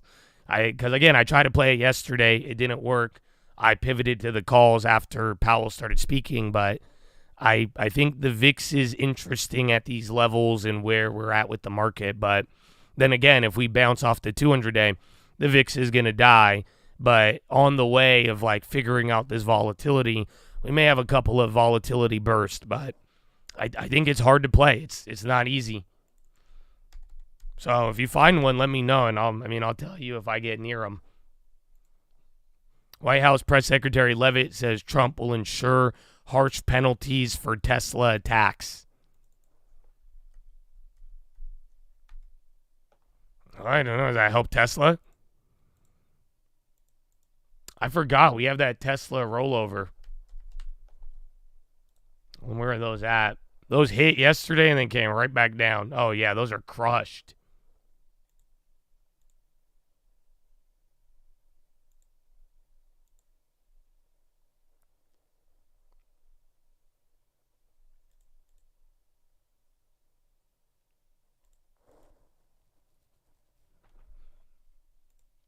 Do I like Baba and the gap down? No. I said it yesterday on the watch list. Unfortunately, like Alibaba, China, I am up a lot on it. We prepared early. We did it very well. I am not here to pump my bags and tell you guys to buy names that I am up 100% on. I don't think that is prudent. I don't think that's wise. I don't think it will help anybody. So when it comes to China, our job right now is to harvest if you planted. If you planted early in advance, you ride this wave. You bought it at a historical discount. There was many reasons and many risks. But as of now, it's not. That's what I'm saying. You could buy it if you want, but I'm done. Like, I already made my decision and choice on it, but I'm not really. I don't think China's attractive at these prices. I like the story. I like what's going on when we bought it, but yeah, I'm not going to be doing that. Yeah, I say this a lot. This is something I try to remind people because, again, and I hope you guys can appreciate it because some of you are literally, you want to buy my play up a lot more, and I just think I like Baba. All I'm saying is, like, right here, right now, you may be better off putting your money into something that's not up as much. Why do I say that? Because that's exactly how I bought Baba. Do you understand? So not only did I like the value, they were beaten down. I was like, it'd be good risk. Again, we got to keep it small in the portfolio. And there was many reasons to buy it. But also, do you not realize at that moment, buying Baba, buying Baidu, why did I buy them? Because everything else was up a lot more. I said at the time my money would be better used buying the value than chasing something with a huge premium. So now that situation has reversed. Now Baba has the huge premium. So right now, if I were you, I would be looking at the things without it. Keep Baba on your list, and then you wait till that comes back down. But I'm not. Like, why? Again, all my China plays are up now. So, like I'm saying, I don't know where it is. After today, it may be a dip, but where are we at? Yeah, up 84%. Again, even Baidu, this was the later one, is up 15. So, I think you get these when they're cheap. In the meantime, you focus on the names that are down. And I think you could get a lot more value until it comes back. But some of you plant where you need to plant, but others, it's time to harvest. It's time to harvest.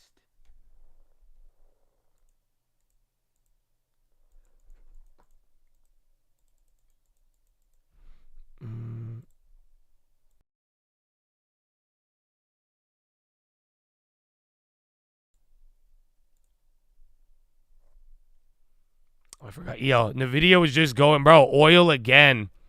Speak of the devil, Baidu flush. That looks like a bad headline, to be honest. Baidu or Baba's doing it too. And then again, Nvidia near the high. AC. What up, baby?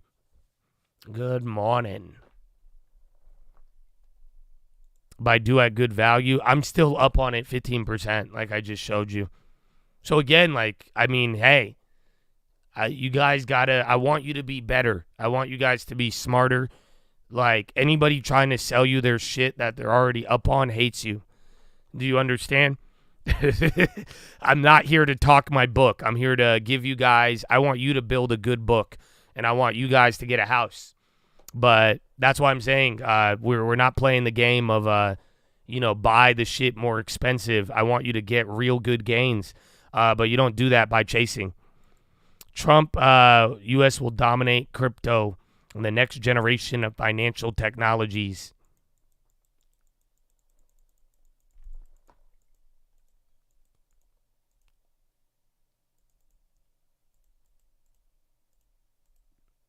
It's like, in a weird way, like, let me put it this way. If you're trying to buy a house, would you insist on telling the seller, I want to pay more? So the seller's like, you should buy I'll give you the house when the value goes to 100K.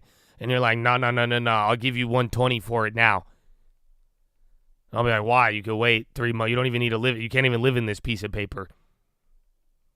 You see, so, like, in a weird way, I hope some of you notice your insistence and limit it.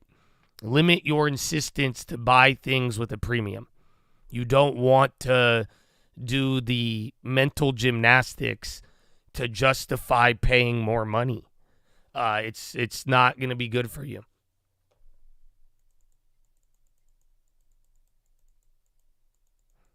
JP Morgan, Citi, Nvidia. I'm seeing way more moves than the SPY is reflecting. U.S. posed to extend Chevron Venezuela deadline past April 3rd.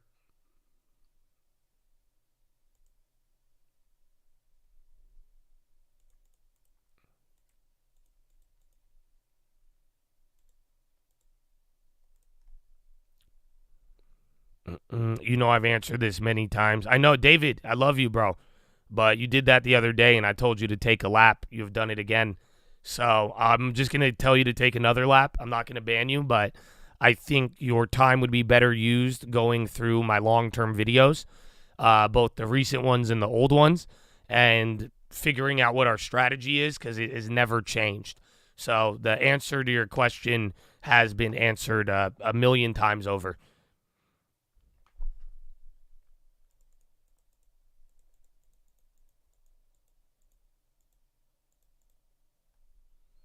Where is Intel? Again, all the chips going. Look at the bonds.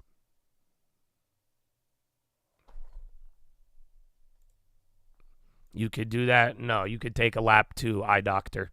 No, you can't. Again, if you guys want to follow your own long-term strategy, be my guest. Do not tell people the wrong directions. I want it simple in here. I want it easy. Why? Because I can make anybody a millionaire. That's why. That's exactly why I want it this way. So you may think I'm harsh. Some of you may not. Oh, no, be nice to me.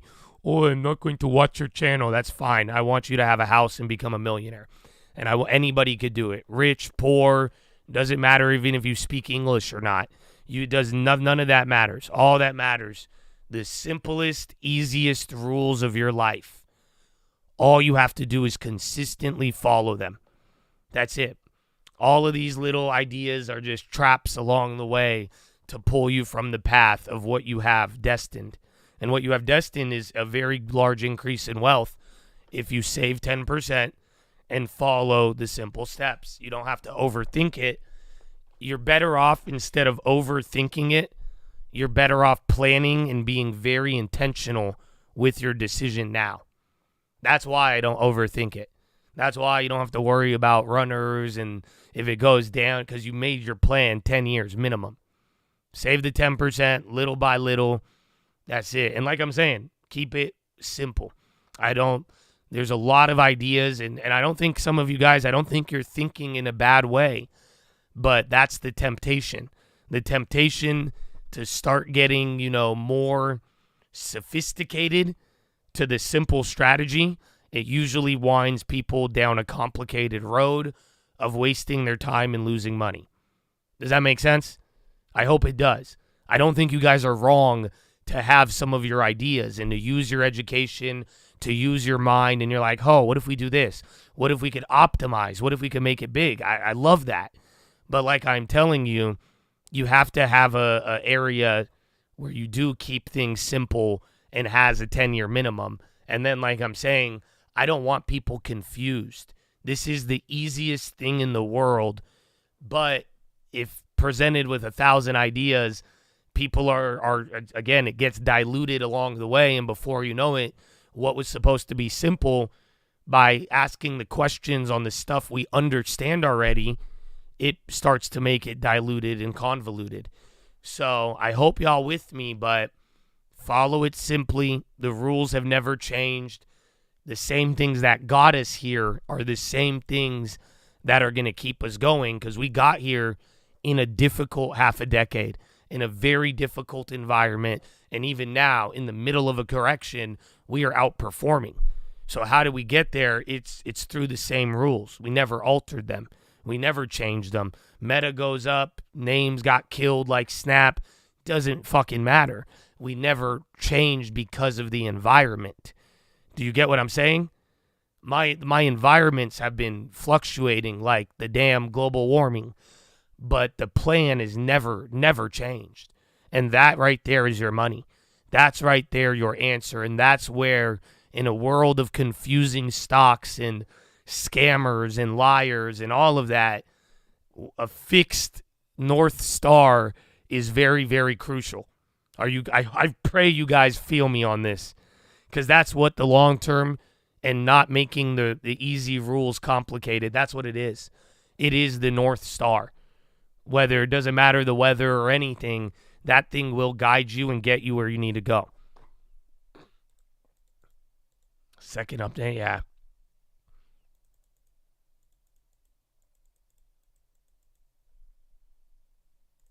Friday, I mean, this was already a weird one. People thought it was going to be bad, and then it went up. Look at Verizon. They just dumped 30, 40 cents here. It's about 1.5%.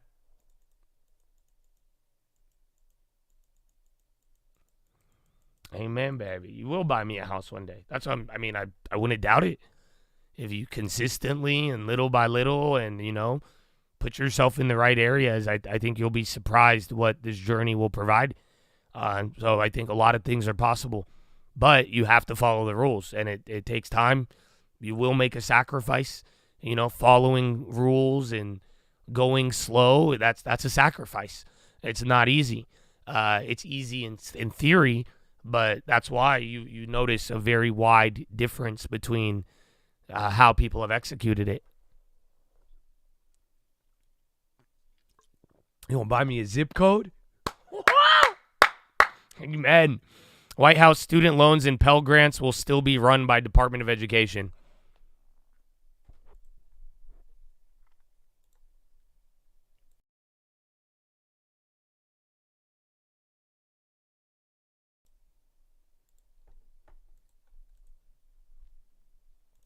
Richest man in Babylon. Once a year is always great. I might play that video I played on the Watchlist last night. Because that video, nothing's changed. Like, I'm telling you, man, what people were doing 20, 30, 40 years ago to build a lot of wealth, it's the same thing. Nothing. You got Bitcoin now, that's it. But generally, nothing new under the sun, man. That's what I'm saying. What I'm telling you is not original. What I'm telling you is not new. This is just a plan that works. It's just not sexy. It's slow. And then again, you get presented with all these ideas, but that's why I like it. I'm telling you, North Star. It's true. It's tried. It's never shifting. It does not cast a shadow. It doesn't have double speak. It's so fucking clear. That's why I love it. Caroline Levitt, Trump has the right to criticize Fed decision. Trump clear he wants lower rates. Yeah, even people in 1994 saying collectibles. The same thing. They were all like, I'm going to buy a Rolex. I'm going to buy these cars. It's the same thing. You are living the same thing the people before you lived. I don't know if you guys realize that yet, even if you're young. And even if you are older, that's why it may confuse you, but it's the same strategy as what enriched everybody leading up to today.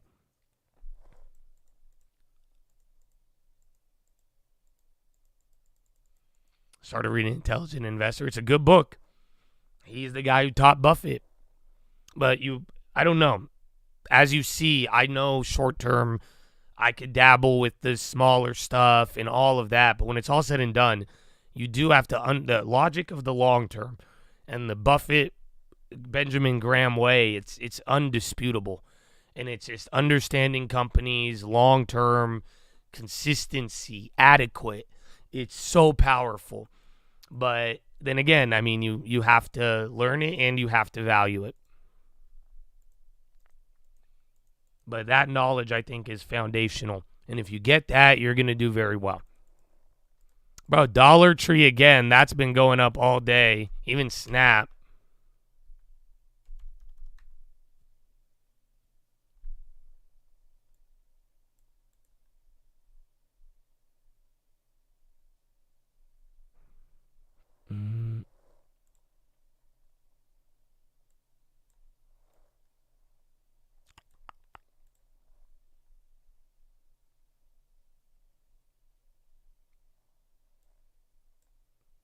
Love me some real estate.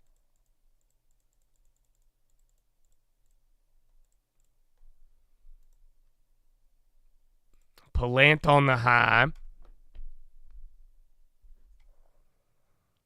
Where's Tesla? And then SPY kind of holding, but yeah, we definitely chill from that morning. Palantir ripping. Caroline Levitt's making comments somewhere. Excuse me.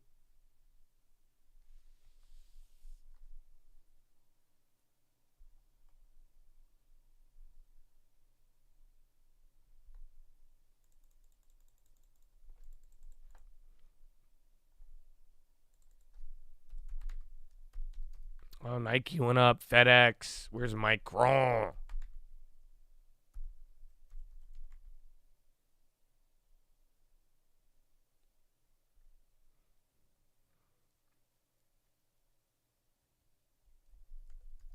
Would I add Snap? No. Like I said, if you're going to look at my portfolio, any name pretty much down more than 20%, I probably wouldn't buy it because I probably haven't in the last 5 years.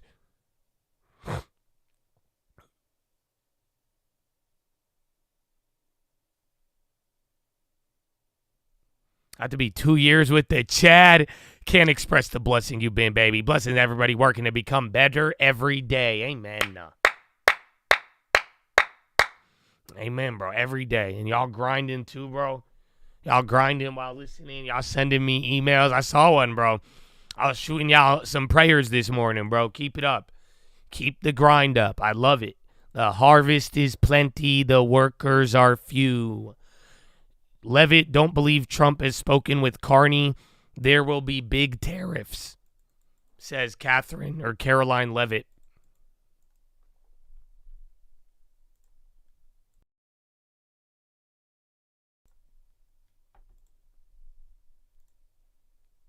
So bonds bonds have given up. Bonds are doing what the stock market did. Do you guys realize it? So literally bonds, epic rally after all of this. They gap up instead of gapping down, and then they just sell off. And then meanwhile, our market gapped down, and then we just ran up. So very interesting.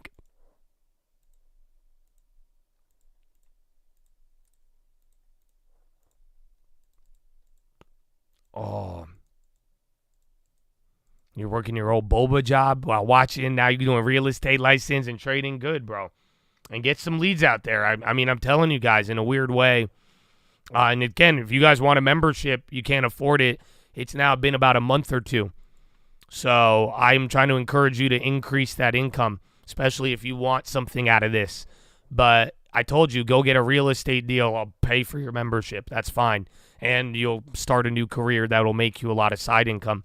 But literally, it's crazy right now because the real estate market, I could already see it. It's turning into the used car market. It's actually nuts. Because now with the real estate market slowing down in a lot of areas and the prices not going as crazy, I'm seeing these negotiations. It just reminds me of a used car dealership now, because people are, you got to think about it, shifting from seller market to buyer's market. Now this idea of like, it's like you could have got X amount a year ago, but now it sounds like when you go into a car dealership and they're like, well, things are a little tight right now. I don't know if you'll get that much. But point is, as the market's shifting, there is some very interesting opportunities that are emerging. So take advantage of it. All right, bonds. Again, even the Caroline Levitt comments so far bring us down.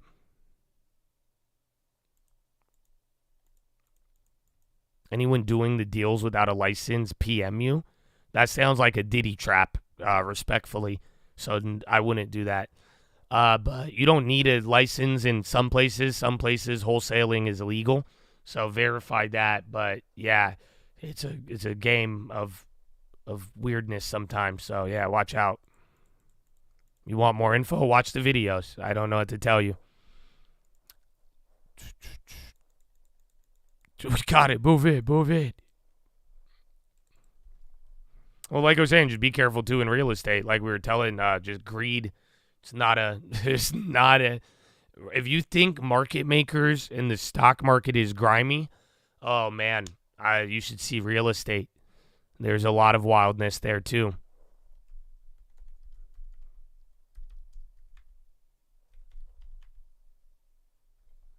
Bank of England Bailey says we have to wait to see evidence of falling inflation.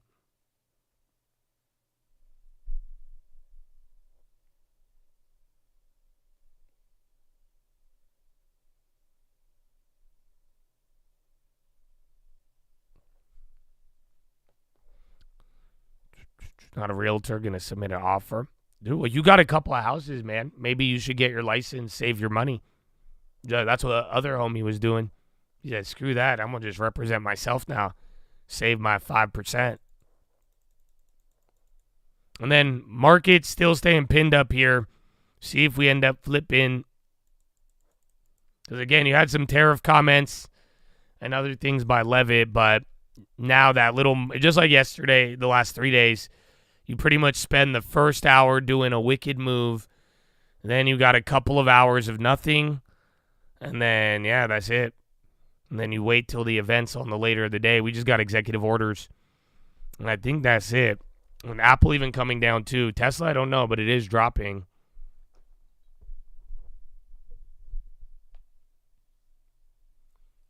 Plan on do it. I mean, even then, I was just saying in general, like, if you start doing real estate more as an investor, some of you might have an advantage just getting a license so that you could just represent yourself and save the commission. Or if you buy a house, you get the commission, and then that'll help you out too. So there's a lot of avenues you could pursue. And again, if you could squeeze an extra 5% on every property, that's a lot of money.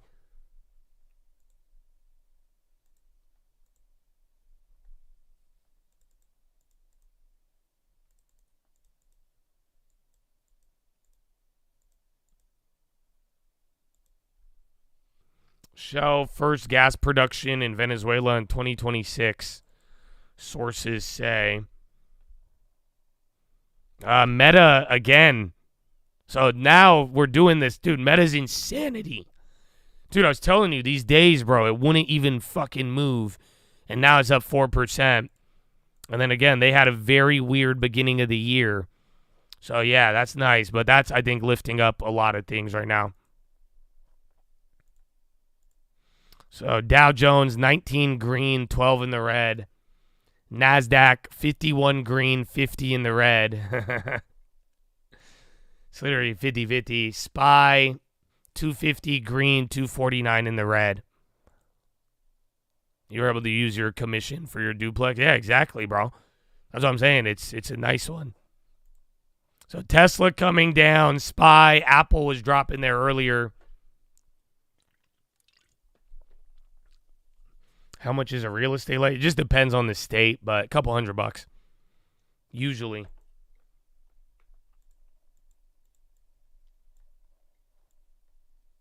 You represent them for all your license. Just keep in mind you have your license. You have a brokerage fee you pay. You pay $10K a year. Just go with EXP. That's why. You could do it. They take like 1% or something, and then you can represent yourself anywhere. Or you do 2 years, and then you just make your own brokerage if you don't want to deal with that.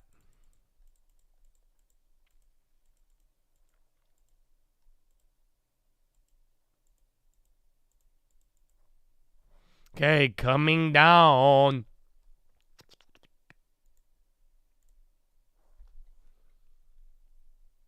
Oh, yeah, let's do a push-up. You're right. Woo! You do some caveman workouts, too. Bank of England Bailey says he welcomes very bold move by German fiscal policy.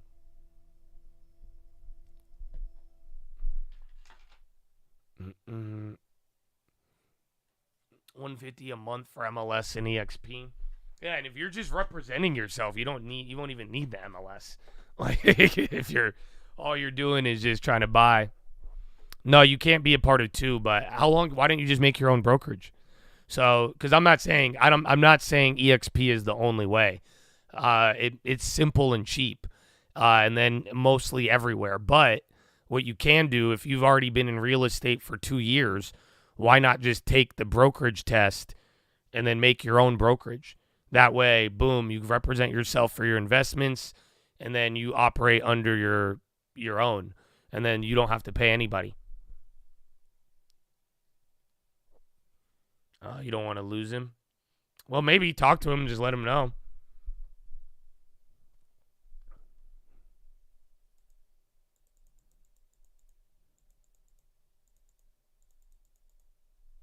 You could do that if you never made a sale. Yeah, I'm pretty sure. Correct me if I'm wrong, anybody, but I think as long as you've had your license for 2 years, you can make a brokerage. Yo, Tesla dumping.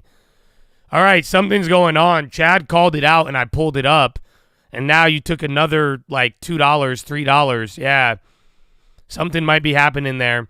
Apple and a couple other tech going down, but we just heard the punishment stuff, and it went up, but now it has flipped. I think the only one going up right now is Meta. Yeah, Microsoft a little bit, but they're about to go red. Google's already in the red. And then Amazon's up a lot, but they're about to give it up too. But they have way more cushion.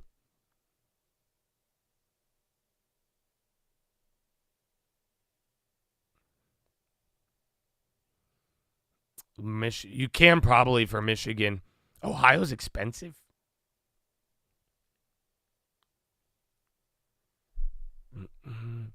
Why do brokerages have to exist? Because you're pretty much trading one scam for the lesser scam. Because if you didn't have, like, imagine, I'm already telling you how grimy real estate is. Like, and I don't think a lot of people realize it. So, like, just imagine if it really was like crypto. Like, if it was just a free-for-all. You would have people getting clobbered. And there would be a lot of more rampant greed. So I don't think the brokerages stop that. They just kind of, again, lesser scam. Trade one for the next.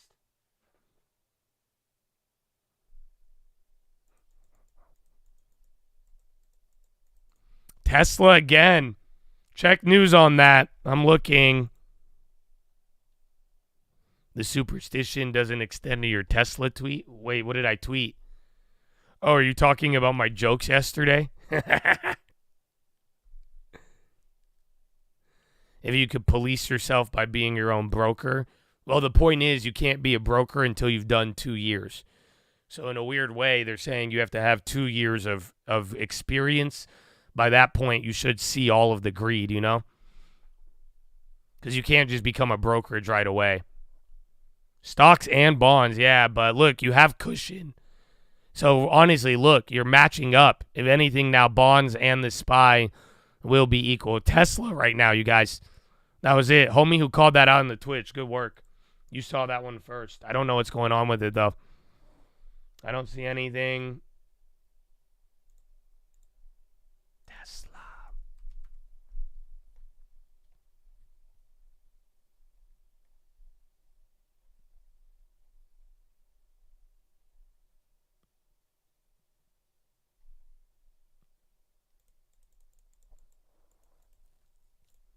Okay, you're at VWAP. Yeah, I don't see anything on Tessie.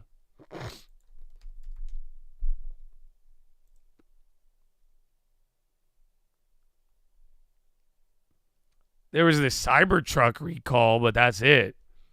That looks like something, or it could just be movement, but that picked up pretty quick.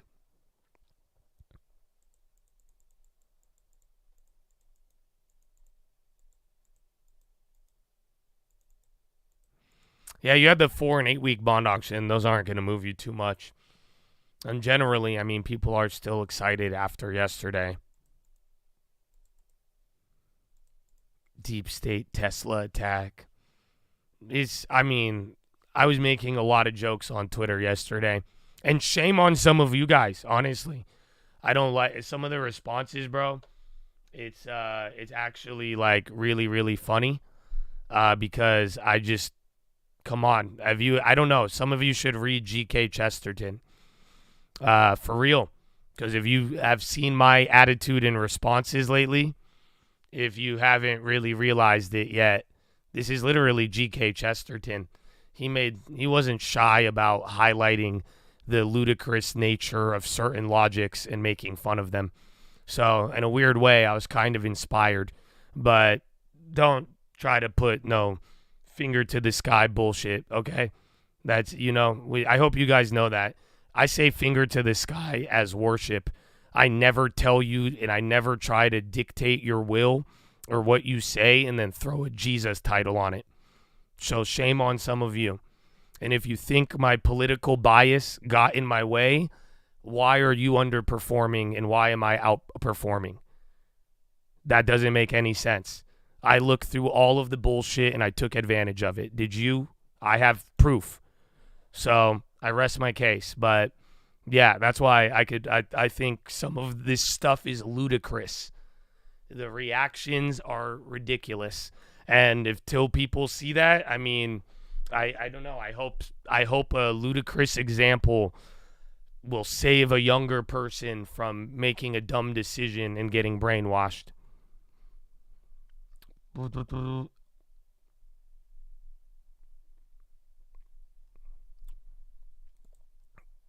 So yeah, there it is. No, for real. I'm trying to find that tweet. I see another guy tweeting me now. Your political bias. You guys said this to me in October to December. So you've gotten 2 opportunities to blame my political bias. How did I outperform? It doesn't make sense. Do you get what I'm saying? It literally would not make sense if I was politically biased to be where I am on my portfolio. If you think my politics are impacting my decisions, I would argue you guys are projecting your political bias on me. Why? Because I'm not running away from this shit. I'm taking it all head on. Even if Powell does what I think or don't think, I'm adjusting immediately. I'm telling you Trump trades were going to sell months ago. I'm not going all in on dumb shit, whether it's Republican or Democrat. So, I don't know, man. I think the words are words, but I encourage you to go look at your actions as well. And you can judge me on a lot of things, but I hope you really see what we have been doing. And a lot of stuff, I've stood by it, whether or not it aligns with any narrative, as long as it's truth. And some things have shown. So I'm sorry we live in a political environment that we do, but if you're letting it get the best of you, I think that shows up through your investments, amongst other things, not through my joke tweets. Highlighting political violence. Oh, man. OPEC countries agree update compensation cuts would represent between 189,000 to 435,000 barrels a day.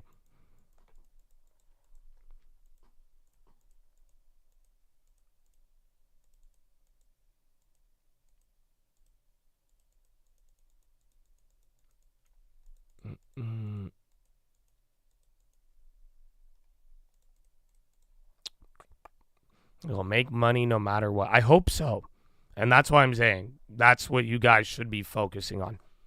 And at the same time, you just imagine all of the info I go through. So just don't ever underestimate. I've probably been presented with both sides of the story before a lot of things. And that's where I think you guys will get talent and skill by learning to read through it. But if you're wasting your time pointing fingers, like I'm saying, just look at your shit. You know what I'm saying? Like, for real. If you're going to say I'm politically biased, you should have an account way better than mine then. That's it. That means you should have saw through the bias, got into the truth, and you should have benefited off of it. Is that fair to say? I'm not trying to be an asshole. But, like, because, again, I said this 3 months ago when the dumbasses did this to me too. But I think it's really factual. Because it's like, if you really saw, if you were really getting manipulated, I'm like, oh, man, I'm so biased. So if you're the one who's not biased, that means you cut through all of it and you got to the right answer. So can you show me that? That's what I want. Otherwise, why am I the only one doing that? I don't think I'm the only one, but in this scenario, I have a different set of evidence. Because if I was really politically biased, I would have so much more energy. I would be all in on DJT, and I would be doing a lot of the other Republican. I would be chasing the infrastructure, the Amazon, the Oracle, all of Bitcoin. How come I'm not telling you to double and quadruple up on Bitcoin? It doesn't make sense. So sadly, at this point, if you are attacking the only person in your life who kept it real with you, I think you have been swallowed up by the brainwash, my brother. Get a long term. Amen. Amen. You got richest man in Babylon. You understand why I do what you do a little better now. Amen. Amen.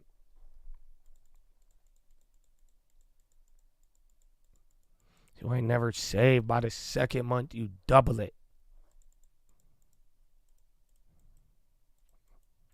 You get another Umich sentiment next week. I know. Why didn't I buy Tesla? Fucking dumbasses, dude. How did my political bias keep me out of Tesla? That doesn't make sense. That was the number one stock for Trump. Why didn't I just top tick it? How come politics are swaying my decisions? Oh, the evidence is there, brothers. You just got to recognize it.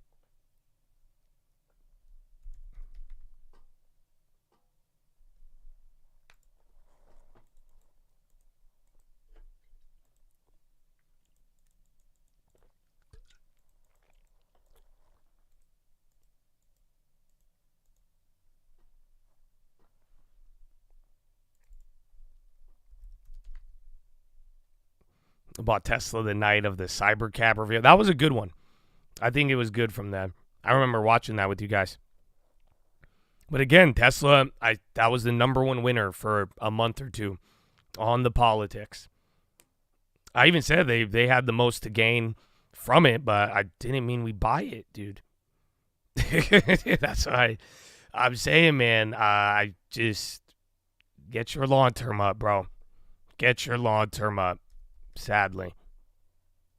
And I don't know. You guys are choosing to argue with the guy who does not invest on the politics, ignores it, builds an outperforming long term, not charging people, and I am literally degreed up in this topic.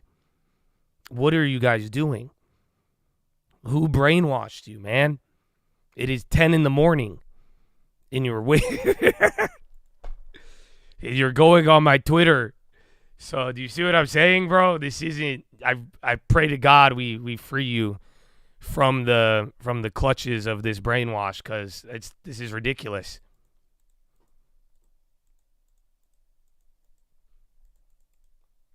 What school did I go to? Apparently, I think I went to Donald Trump University. That's why, and it affected all my life decisions.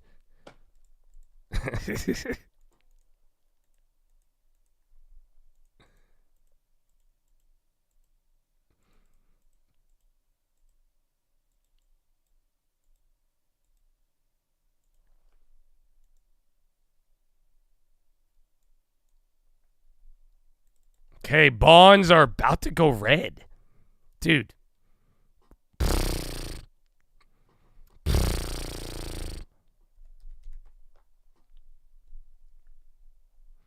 That's a crazy. You got a sunburn in Michigan? Oh, I want to post it.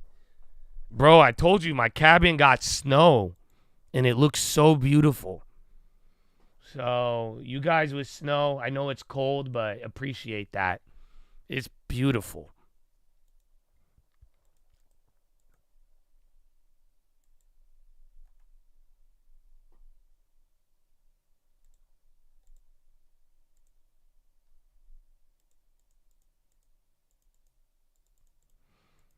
You think once revenue Tesla goes down, Elon will ask Trump to issue an incentive?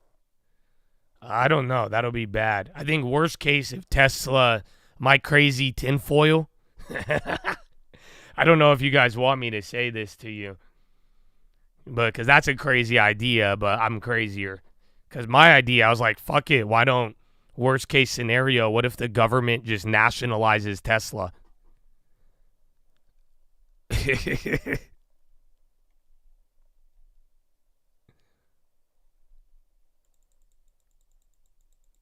Yeah, why not?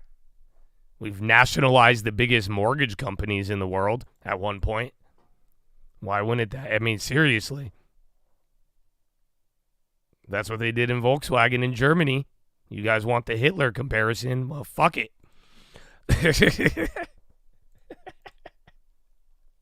So, yeah, that's my tinfoil.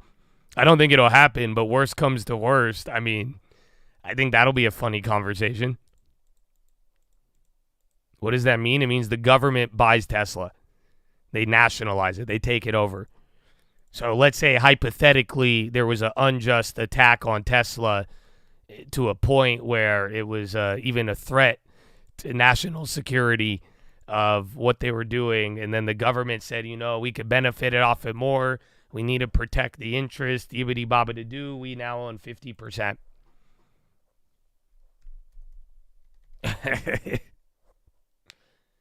So, yeah, we don't do it a lot. China does this more, but we did this with Ford and GM back in the day during 2008, believe it. Actually, Ford didn't take it. GM did. Interesting take. I mean, I think that's the most realistic, non-realistic take when it's all said and done. It's either Elon's on his own, or if it really got bad, I mean, why aren't we talking nationalization?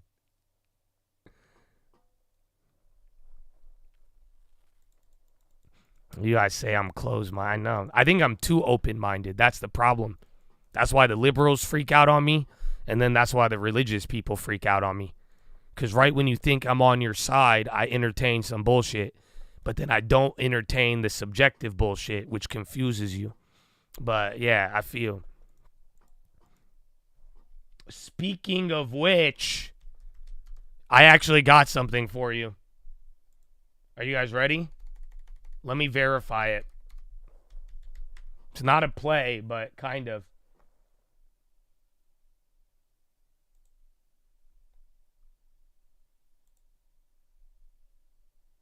Oh, fuck. Let me see. No. Hold on. Oh, did they change it?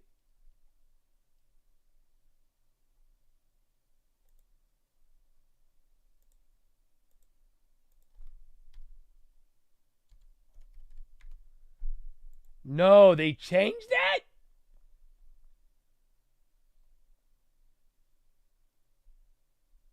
No, yeah, bro. Look at this. Yeah, it's off of the tax credit, though, those little fuckers. But yeah, bro, are you ready for this? I think Elon needs to sell these cars, bro.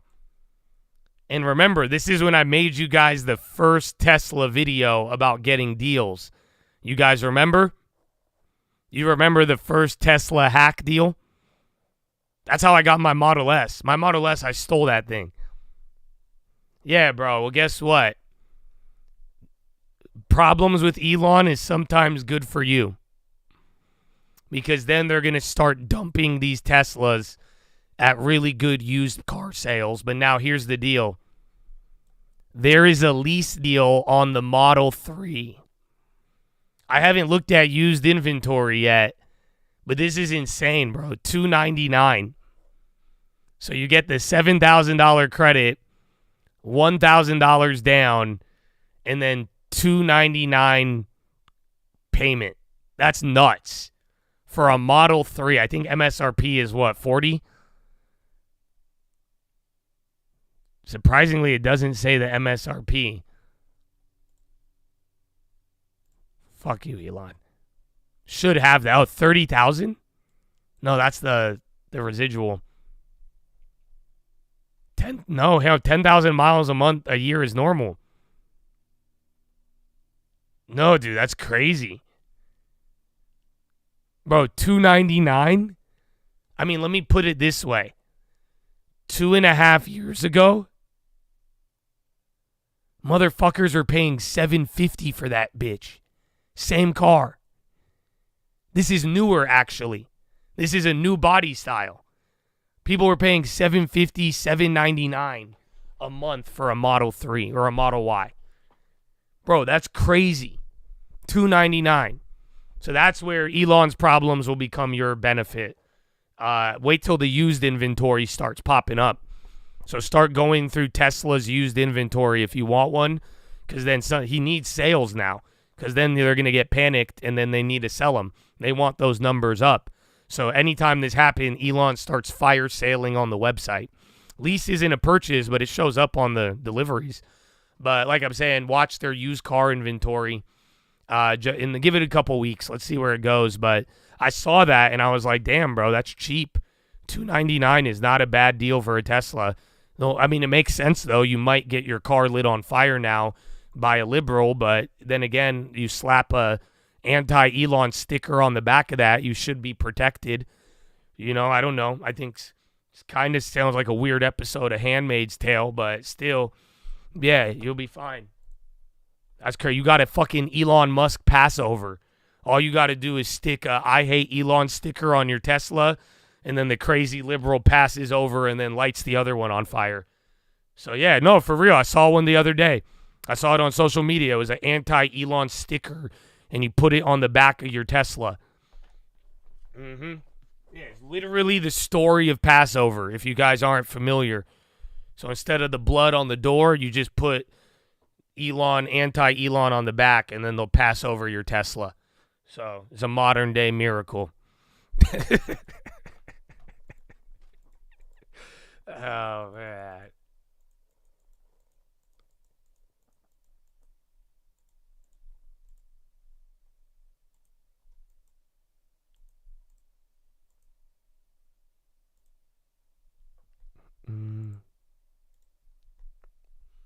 IBIO paused or IBO volatility.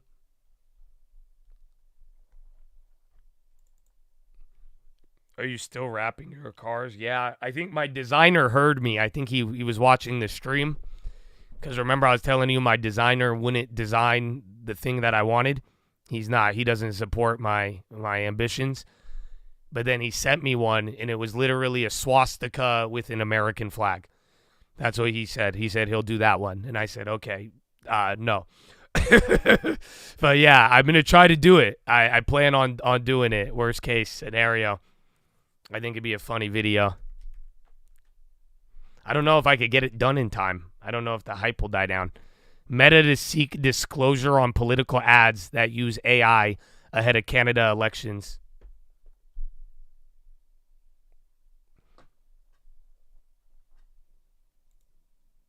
Probably need a new designer. No, I mean, I've been trying to tell you guys, as long as you don't actually treat me weird and be very negative and evil, I could get along with people who don't agree with me. You know, I'm fine. If he doesn't support it, I'm not going to make him do something he doesn't want to do. I love his work. He's done very good for me. I don't have any other problem. I don't have any problems with him. He doesn't support it. That's fine. I'm not going to fire him because he doesn't want to do it. He has a different stance. I disagree with him, and I will go find somebody else to do it. if I want it done. But there's no need of, other than that, he's a really chill guy. He's, again, just everybody, you know, we live in this world in political ideology and, you know, I don't know, we all get hyped up to, like, affect each other. It's wild. You're in deep losses on NVO. Well, if you hold it for 10 years, I don't think it'll be like that, but sometimes there's a little bit of pain. I think I'm down a couple % on it now. We get this.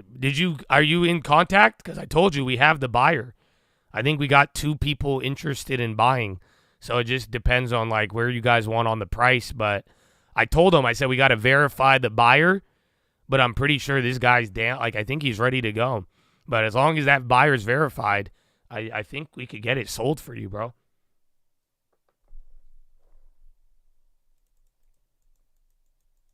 You work full-time, first shift. You want to transition real estate. How can I manage? Hour a day. Hour a day is the best way. And then UNH pop in, but start working on it little by little. Get your license, do all that. With your free time, it's kind of like the gym. You know, instead of going to the gym, go to the gym too. You go to the, what's it called? You go to the real estate. And then once you start getting traction, hopefully you'll be able to leave your job if you wanted to. But after you make as much there. You got a buyer? Yeah, that's what I was saying. I think we're in contact. I think you're texting LT now. But we're just verifying that buyer. Because I have this guy. I need to make sure he's serious. But it just if you're willing to negotiate a little on the price, I think we could get it sold in less than 30 days. So, because I just need to make sure this guy's legit. I think he is.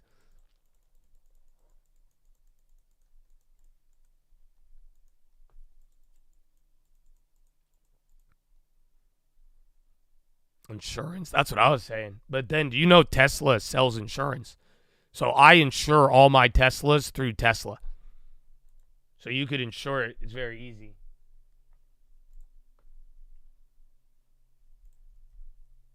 Yeah, look. So hear me out. If you want that Tesla lease deal for $299, that's dope. Or you wait until the used cars start getting dumped on the website.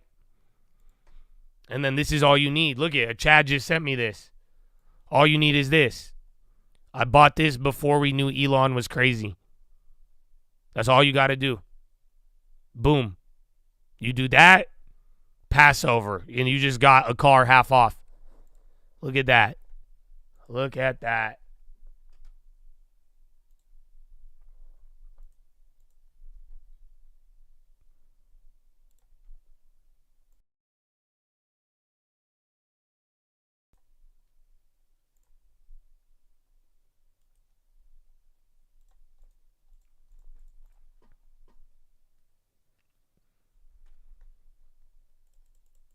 Isn't it more expensive to not bundle?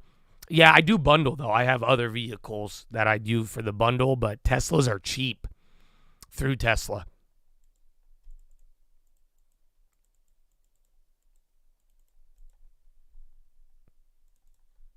All right, you're kind of coming down. Bonds still getting murked.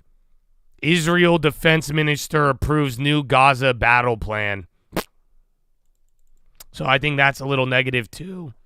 Again, we've had weird market reactions on the Gaza shit. But again, dude, I don't know why Israel re-woke that giant out of nowhere this week. That was part of this story this week. Yeah, that ceasefire ended. It wasn't supposed to, but they've been launching these attacks, and now that headline, I think they're going to be escalating it.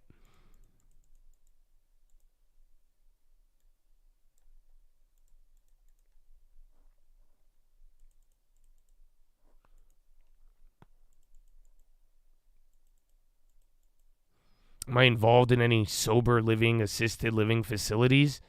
No. They make a lot of money, but it's kind of shady. That's kind of why, like, people do a lot of weird insurance billing, but I know people who make a shit ton of money from it, but I've never done it.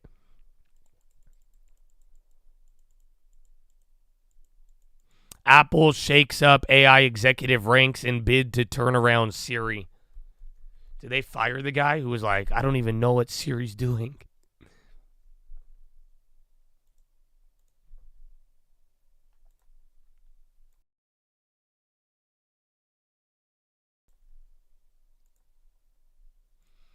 400. We'll see. He'll stay in touch with you. We got to verify the buyer. I want to make sure he's legit.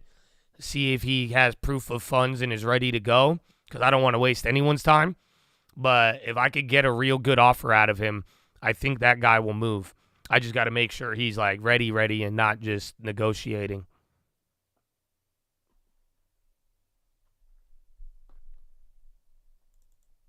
You could buy the car after a lease. It's like an option. So I got lease videos on this. I got old ones, bro. Use the Tesla for Uber? Yeah, I mean, probably. Weren't they already doing that, or wasn't it Hertz?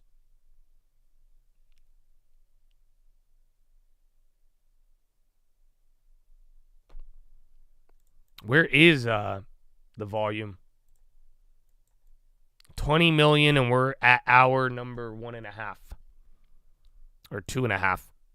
So 30 more minutes.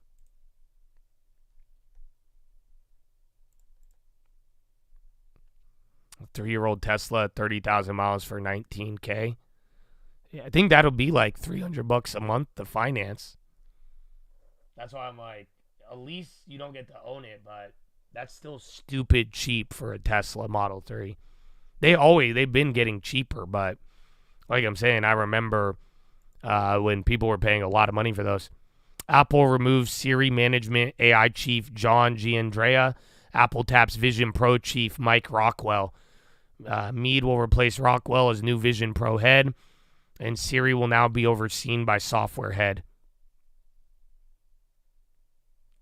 Yeah, they're recalling 46,000 Cybertrucks due to exterior panel issues.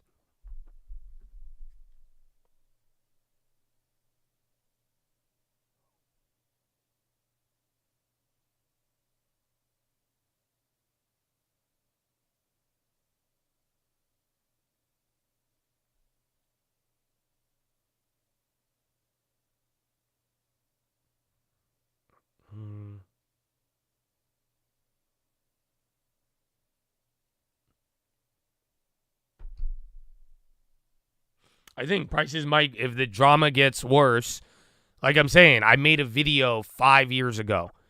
This is how I bought one of my first Teslas. It was a steal, because I just noticed it.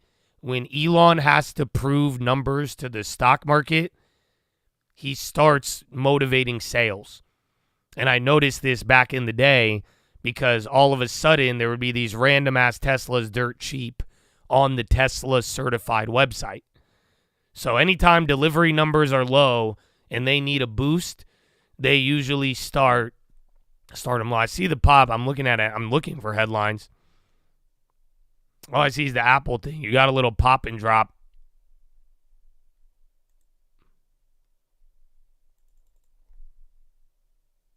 Everything kind of moved, even Apple.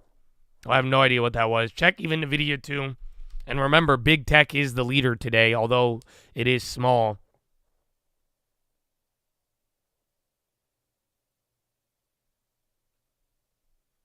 IWM wick.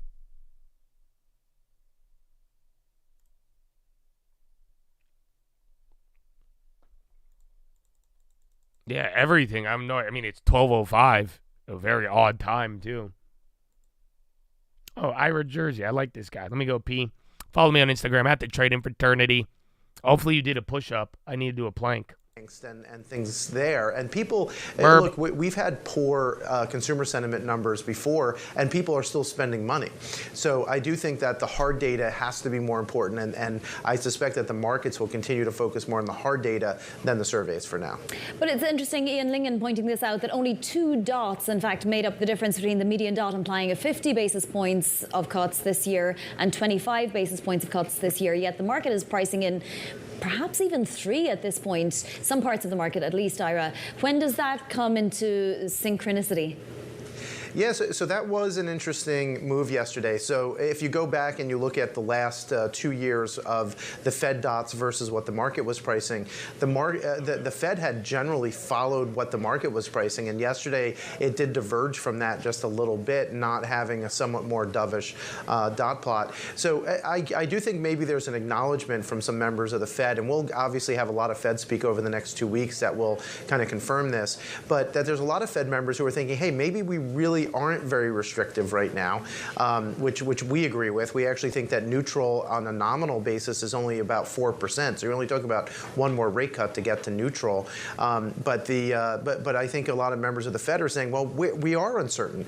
And if we're uncertain, we're better off sitting on our hands, fighting inflation first, and then worrying about growth. And they can especially do that because you still have an okay labor market. Labor market's not great by any stretch of the imagination, but it's also not deteriorating. You don't have sub 100,000 payrolls. You don't have unemployment rising significantly. So all of those things point to hey, let's just stay the course for now until we get data that's significantly worse one way or the other, either higher inflation or much slower growth slowdown and poor jobs.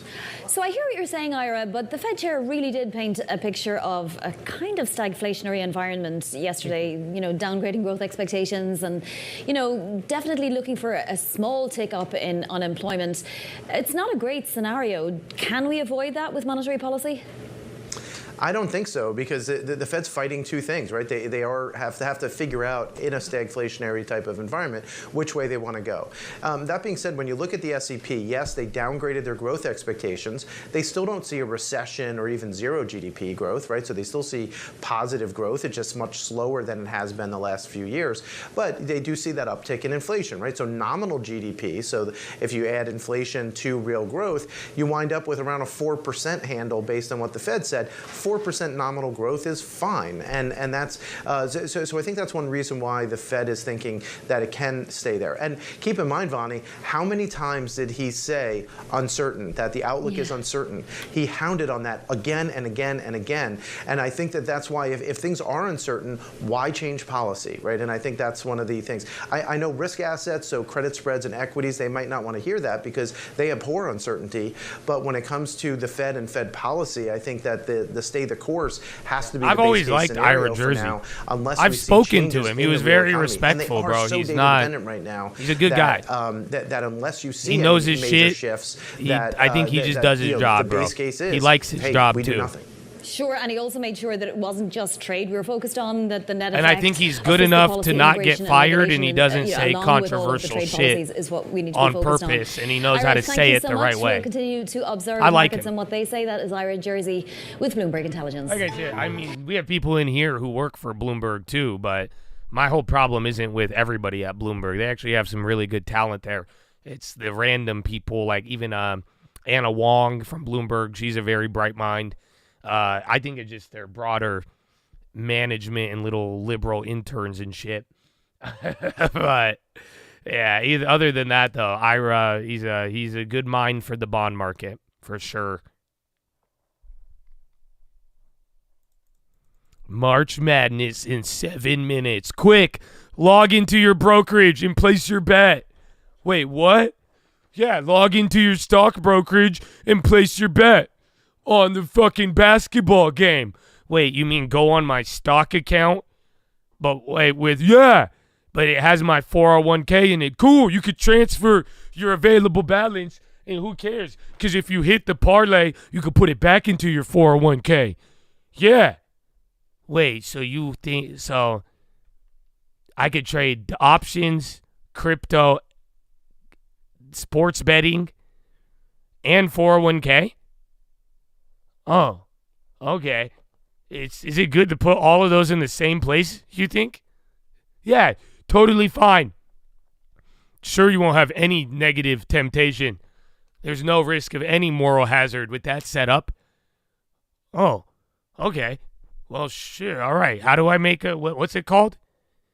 You said make a bracket? Is that like an option spread or a bracket? I've heard of an iron condor. What's a bracket? Oh, and futures too. Awesome. Wow. Nice. I'm waiting. Eventually, I think I'm going to be able to get my hair loss pills from Robinhood. So I look forward to the day. This is exciting. Then you could sports bet, get your dick pills, trade futures, have a 401k, and then it's everything all at once. That's all the real everything app right there, bro. Hell yeah. Mm-hmm.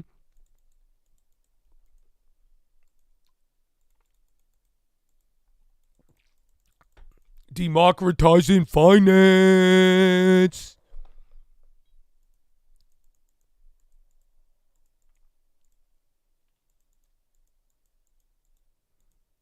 Traders pair bets on Bank of England rate cut. See 60% chance.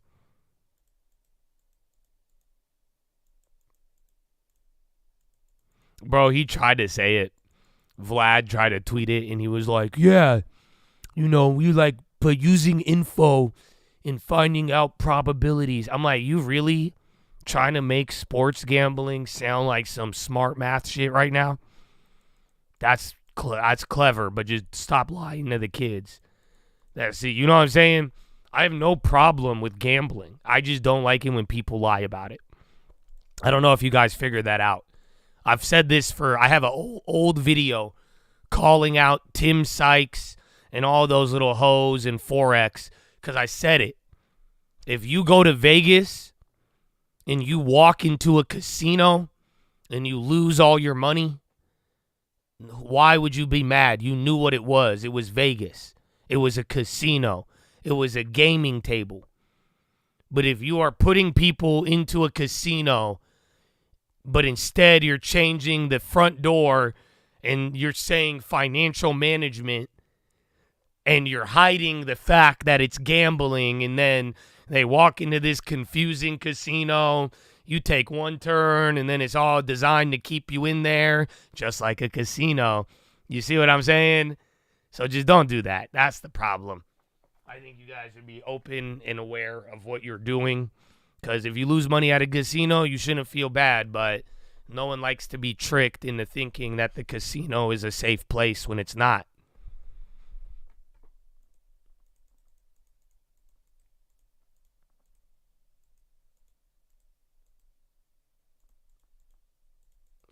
Playing poker that's the best odds for gambling. But yeah, I would do DraftKings when I would get bored a couple years ago. That was always fun, but it made sports fun. That's the only thing I saw out of it. Is that you make a little play, bro, like a little DraftKings, I will watch a game. And I'm like, oh.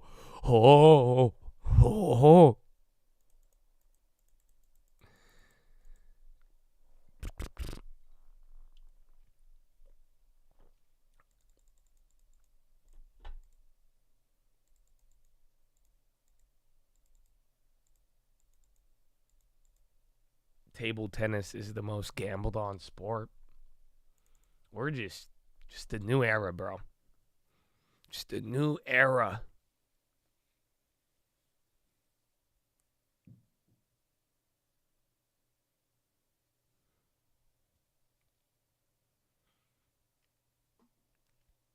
You stop doing options and allocated money to sports bets. I mean, I don't know if I should say congratulations or not, but either way, I this is what I was telling people the other day at the beginning of the year. And I think this is solid advice. Because if you're going to run into options and not have a strict budget and you're going to let it get out of hand, you're going to blow your shit up, especially with this volatility. So I just told people, man, get your long term, and that money you're wasting on options, you will be much more happier if you put it on something that you liked. Like, actually, don't get caught doing something that you hate. Because I'm telling you, if you gamble enough on the options and lose it, you're going to hate what you love. You're going to hate being here. You're going to hate the stock market. You're going to get really frustrated with it when you're like, I should have just had a long term. That's what I'm saying. Keep your long term. And if you notice you don't have a good control with the gambling, I legitimately think your life will increase if you just bought something you'd rather that brings you enjoyment. So whether that's sports betting, a new car, food, I don't even know. But if you're not going to control and budget your short-term, high-risk, high-reward plays, you're better off doing something that you enjoy. I really believe that. And I think you would be a happier person. And your life would be better. You might even make more money because that will change your attitude. And then you would probably take advantage of your long-term even more.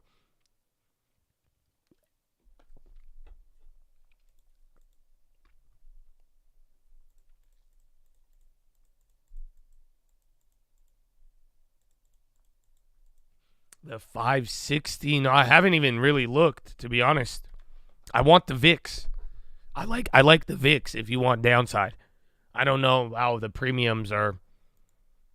They all gapped. I haven't looked since like 30 minutes ago because they all gapped up.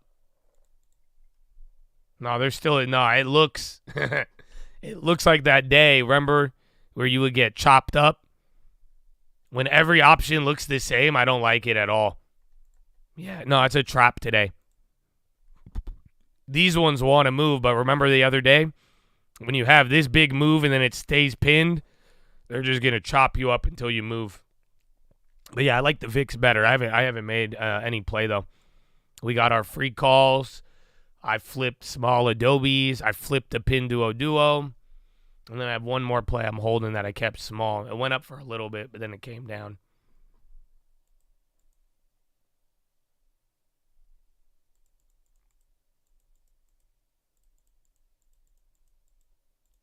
Cheap. We'll do this. Wait till the near the money becomes cheap. Because I'm telling you, the out of the monies until we start like going crazy, they're not going to hit. But that's why, too, in this day, all we got to do, let's wait till the near the money becomes dirt cheap. And then if we get movement there, that'll be it. Otherwise, we just burn a day and see. But this looks like that other day where we got chopped up. So I think I'm recognizing it earlier. We hit our plays so far today, so we'll be good. If they go up, if your out of the monies are working, then God bless. I'm just very cautious towards them. I mean, you're right at VWAP now. Again, bonds, a lot of big moves from post-market yesterday, pre-market, the open, now where we're at. These aren't small moves, so I mean, just take a look at the pricing right now. Like there's a lot baked into it. There's a lot of hangover from the last couple of days, or literally last 24 hours.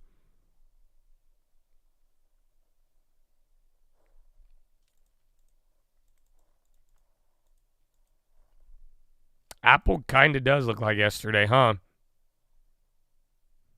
A little smaller than yesterday. Was like a repeat of the day before, but different.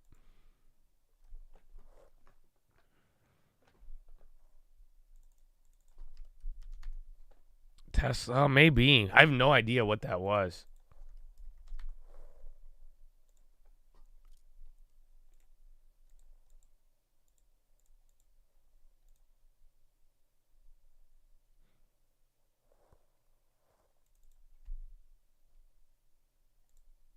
I think I'm going to make a play on it. I wanted one earlier, and then we did those rollovers.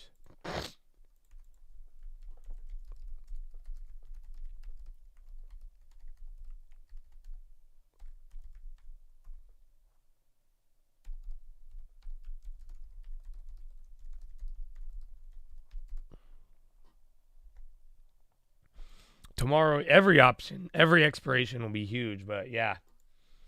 It is.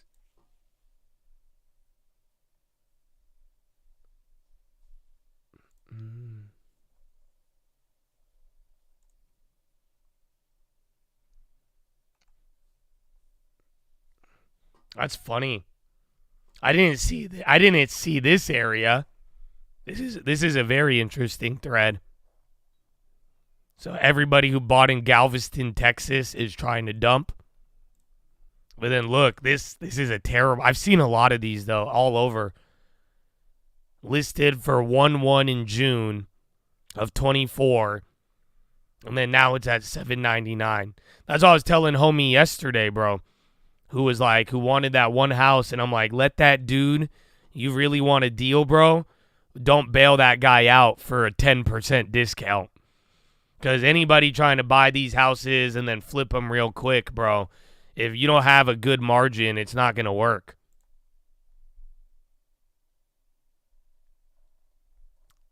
I'm trying to see, is there more of these? I want more price history. Yeah, I haven't looked into Galveston. I didn't even think that was an area going crazy.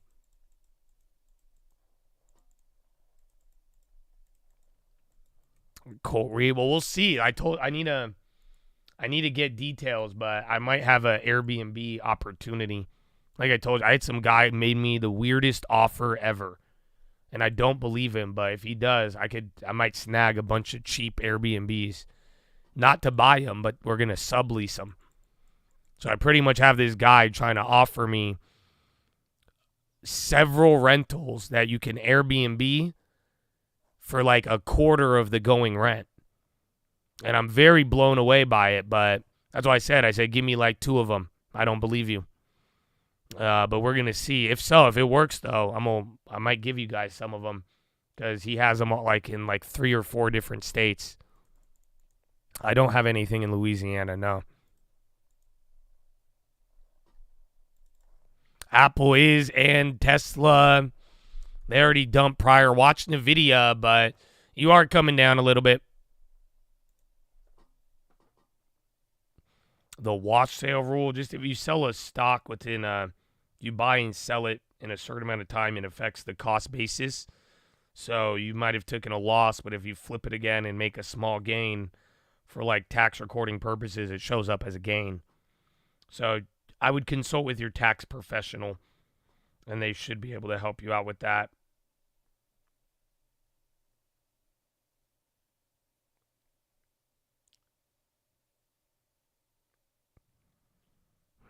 Mm-hmm.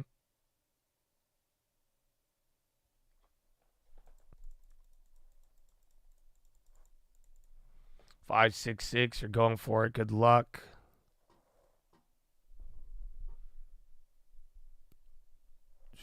That put, Marcus, is that put you got good? Because Marcus called that shit out at the damn top. That was a beautiful one. I don't want to know if it actually made money.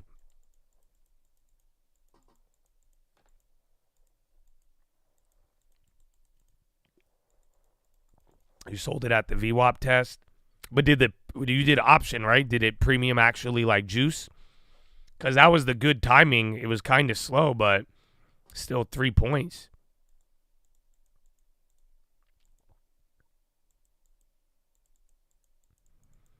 Small, humble profits. Small, humble profits. Hey, it's a win.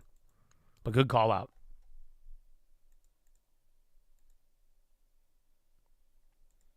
All right, man. The post-Powell digestion. What a day, bro. Do you not see this? That's what I was saying. We ain't out of the woods just yet.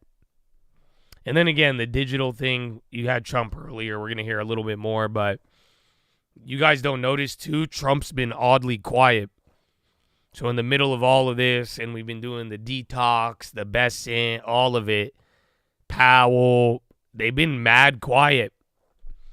So you have the looming tariffs, which is technically the next event everybody has. Yeah, Donald Trump scheduled end of the day to sign the bills.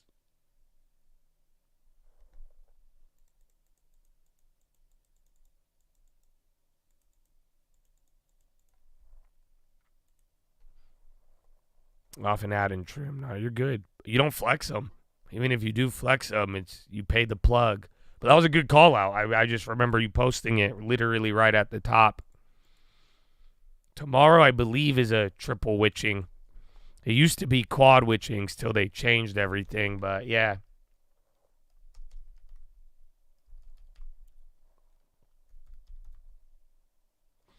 Dabe. Boeing came down. Is that MSTR? Oh, they flipped. Did he speak yet at his little event?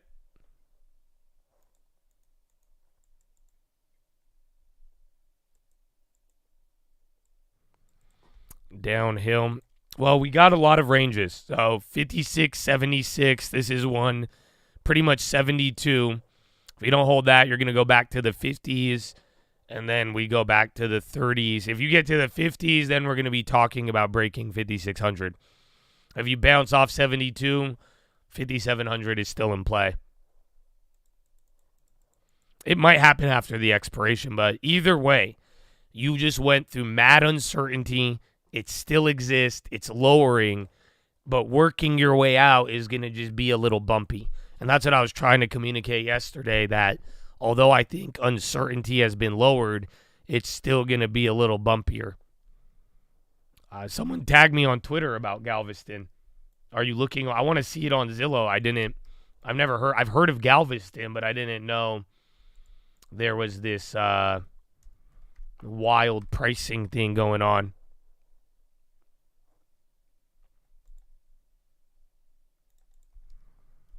Galveston,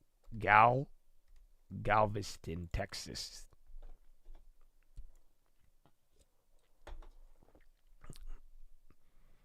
Yesterday, reports are bullish. Why aren't we gapped up? That's exactly what I'm saying here. Everybody is looking for small shit. I think you are right that you got bullish stuff, but you're wrong in expecting it to materialize instantly. And that's why we got to work our way out of this volatility. You had a catalyst to lower uncertainty, but you're still in a correction after a lot of major moves. So that's why it's really just, do we get past the 200-day or not? Do we get a real bounce?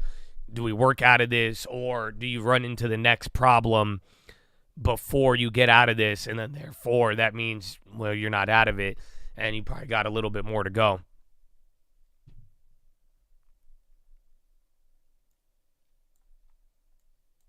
Dude, there is a lot of houses on Galveston. Holy shit.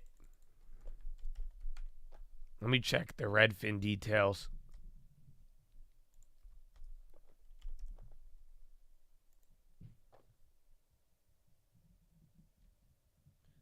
Oh, I have a property in San Diego. I don't know if any of you... I was going to either wholesale it or buy it myself. And then you're dumping. Hold on. Remind me about that. Because if you're in San Diego and want it, I'll wholesale it to you. Okay, you're getting a little bit more aggressive. NVIDIA, Monster, Apple, every single one of the big tech that was leading you is down. Remember, even Staples came down, but the SPY was getting led by the non-equal weight today. That was those big tech names. NVIDIA green, there it is, baby. So I say, if you get enough time on those things hold. Not even enough time, just closer to the money, it holds. Oh, Meta came down?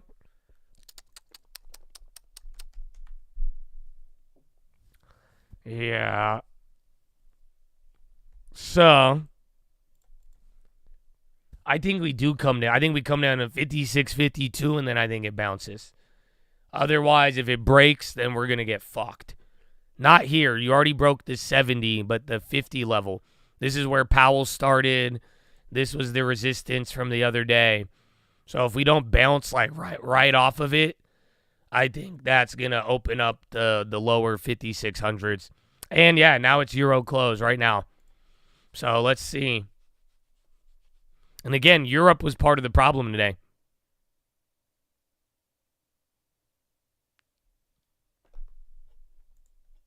NVS popping, Novartis.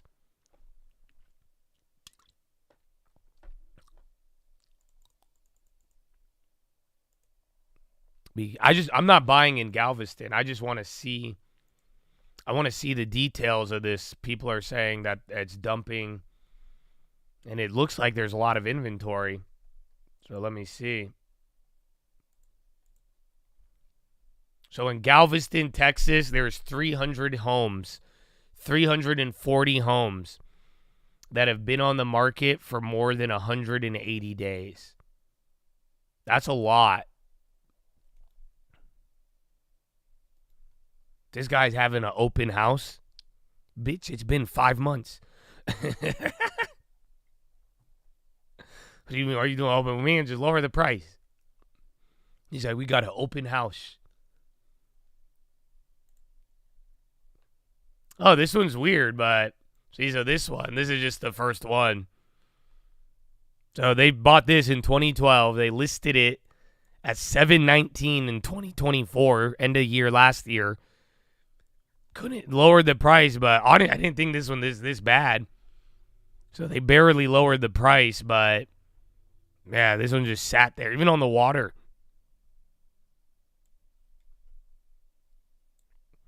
It's not great of a beach or a town. I didn't know you guys had beaches in Texas. It's amazing.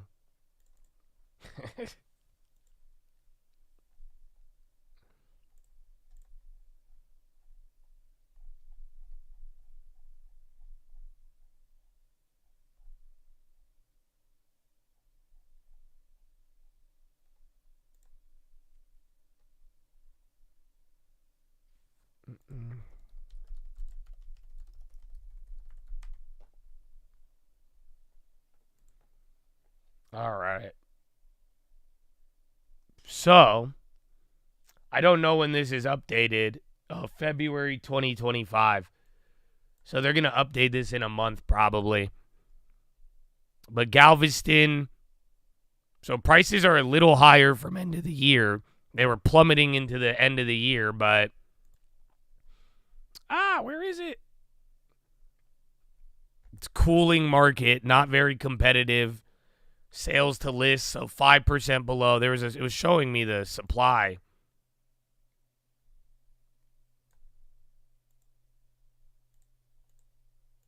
Yeah, number of homes sold.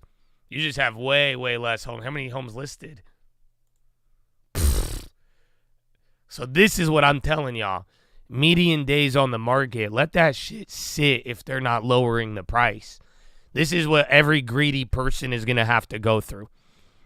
Is that now your houses aren't selling. This is what I mean by transferring to a seller's market to a buyer market. You see what I'm saying?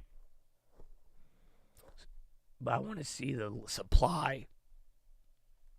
But yeah, that means houses are staying on the market average of 101 days. That's insane. Median.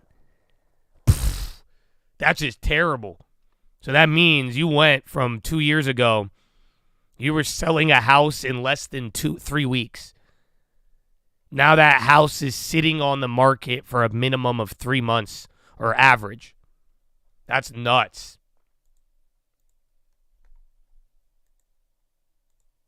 I want to see homes with price drops, not as many. So we saw more back in the day, but that'll be coming. Interesting. And then market's still lower. You got Euro close right now. That's just their Redfin data. Again, I have a lot of old videos on the trading fraternity that have gone over that page. If you guys are interested in real estate, we have a lot of resources.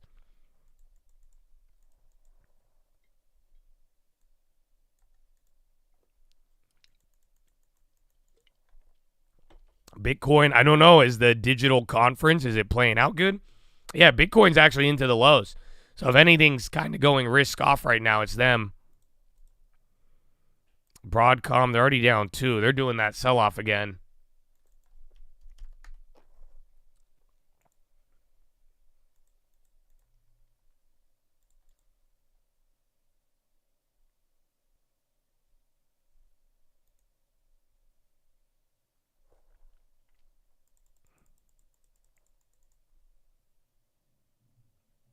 All right, this was the first level, like I'm saying.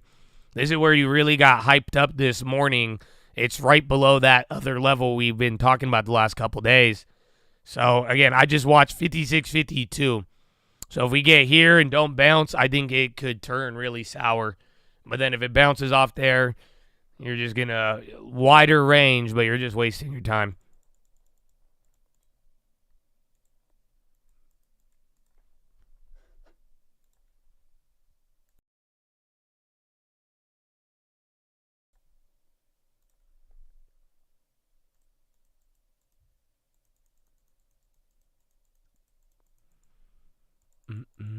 Uneducated real estate agents shield the housing market. Yes, you should blame them, not the $4 trillion of government demand and then lowering interest rates to 0. So I shilled you the market at the right time, I feel like. Yes or no? And then I remember Meet Kevin and Graham and every other YouTuber at 2021 with rates still at 0 told you real estate was going to crash. And I made a video saying everybody is lying about real estate. And I told you to take advantage of the low rates and those prices. And then you had 2 more years. And then I told you when I was going to bonds. I told you when I was chilling. And like I've been saying now, just don't top tick a house. But there was a lot of things that went into it, and people got greedy. So do I think there is uneducated real estate agents? Yes, I do. And I do think they probably led people to bad decisions. But do not underestimate the greed of people with what we've done. That's what that you can't. Once everybody realized what was happening with real estate, it started showing up in the media. Everybody's just started getting really, really greedy, and then real estate got nuts.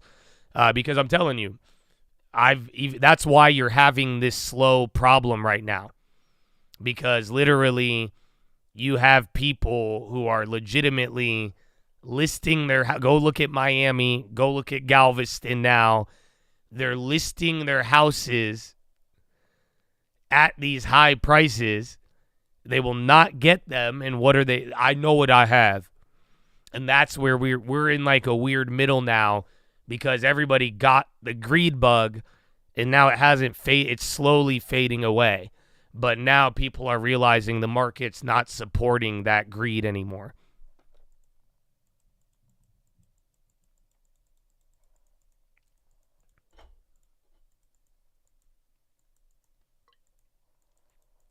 You need to wait out. I know what I have to sell. Somewhere in the middle ground.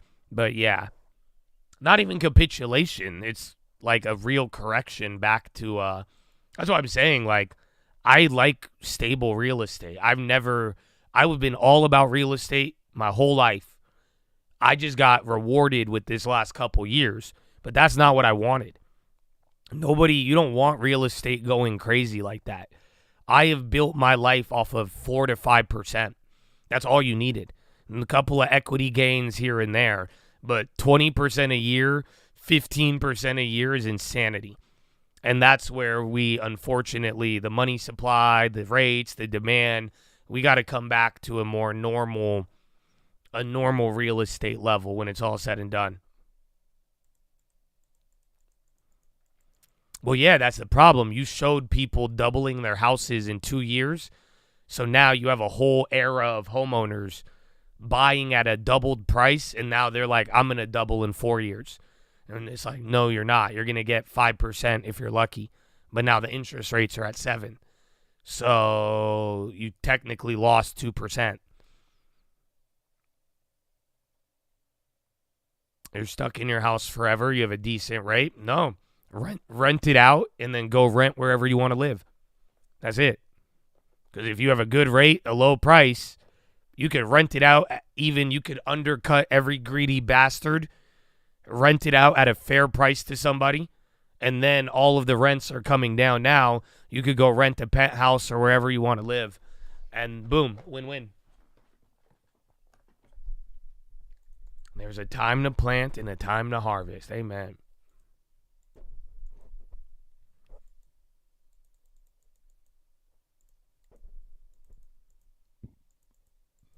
You got pre-made meal prep? Good, bro. It'll be good for you. Good for your health, too, man. Glad to hear. NVIDIA plans massive outlay on U.S. chips. They're doing that story on it.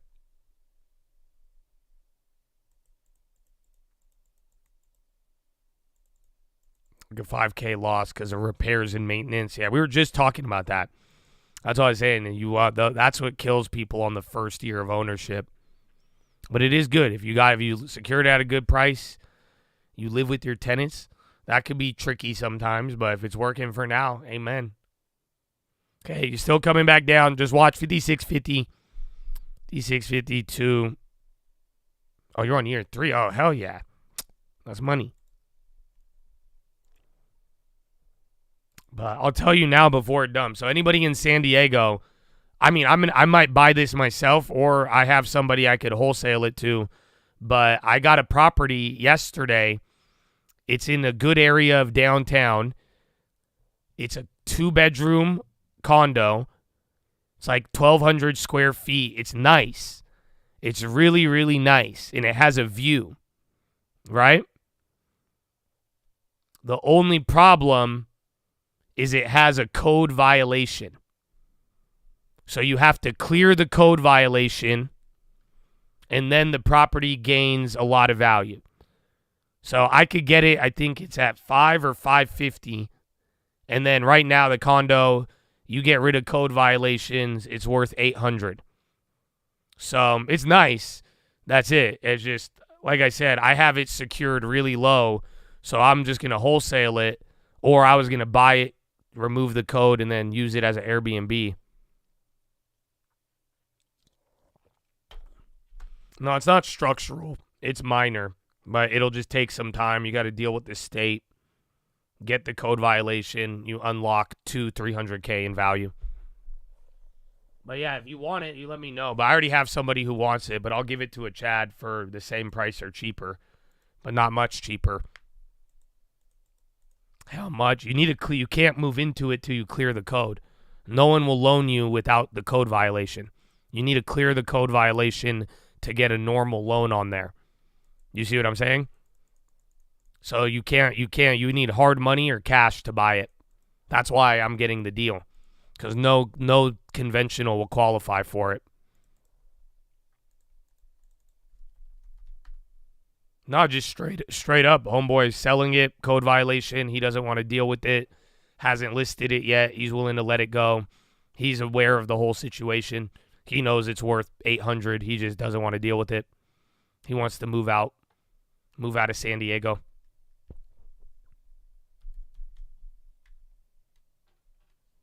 You can non-QM. It's up to you. That's what I'm saying. The real question is, do you want to deal with the code violation? The price is right. Everything works. It all makes sense. That's why I'm saying it's a kind of an easy deal. It's in downtown. It's in like the nice part of downtown. It has a view. It has everything. It's a top tier condo. It just fucked. Okay, my uncle. Nice. Uncle Chad.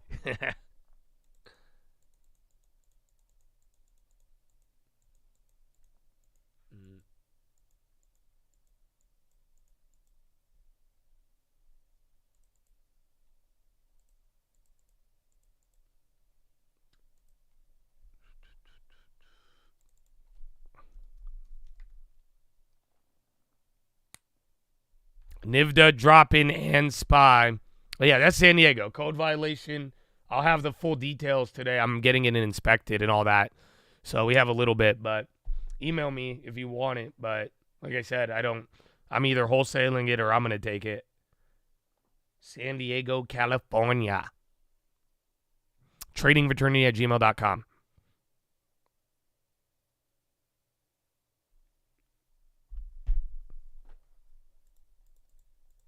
The marathon in San Diego, am I going to run it with you? Oh, dude, I want to say yes. I will. Can I like back out midway? I'll do like a mile with you. You know what I'm saying? I don't think I've ever done more than a mile in a long time, but I could do like 10% of the marathon, probably, maybe 5%. Yeah, can I jump in at the last mile, the last stretch? Trevor Hoffman, closer.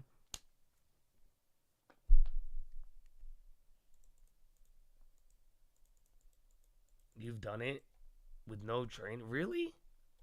Dude, isn't it 26 miles or whatever? That's so insane. Yeah, I can't ghetto spread it. Dude, I'm telling you, I can't tell you the last time I ran more than a mile. Like ran too. I've read more about Iran than I ran myself. Hey man, I'll pull up for sure, but I don't know. I can't guarantee my involvement in a marathon. HE Pop, Hawaiian Electric, it's probably going to be something related to the deal. HE.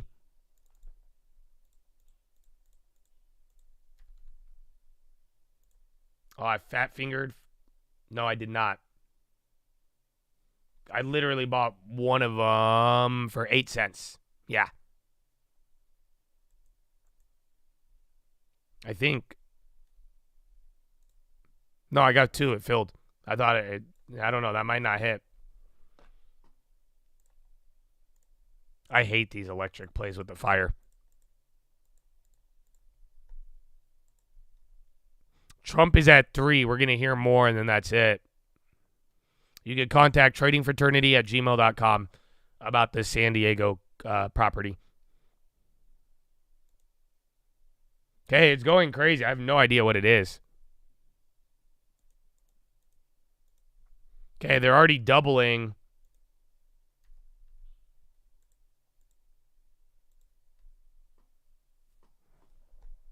It's only 2.5 yet. Not crazy enough, but get ready. If it goes 5, you might. But like I'm saying, they're going through all that back and forth hoopla. You know what I'm saying? With the who has liability and whatnot.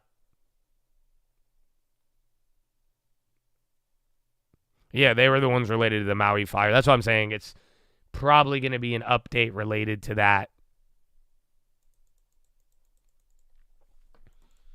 And bonds. Well, I haven't looked at my email yet today.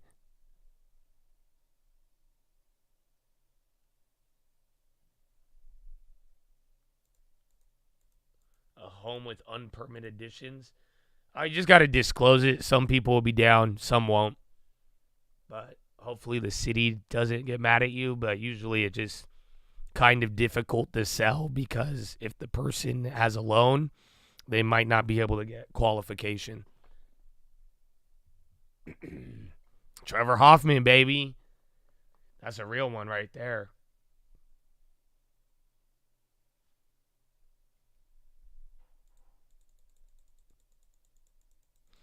Okay, you are here. You got a little bit more for any of the danger zones. If it's related, I'll let you know. We'll find out. We'll get all the details, see what's up. But it looked good. I liked it. That's why. I was like, damn. But then again, this is what I'm saying. Like, you guys should be getting real estate. I'm telling you. Look into it. Because right now with the market, don't be a dumbass. And like I'm saying, don't fall for the tricks and I'll help you.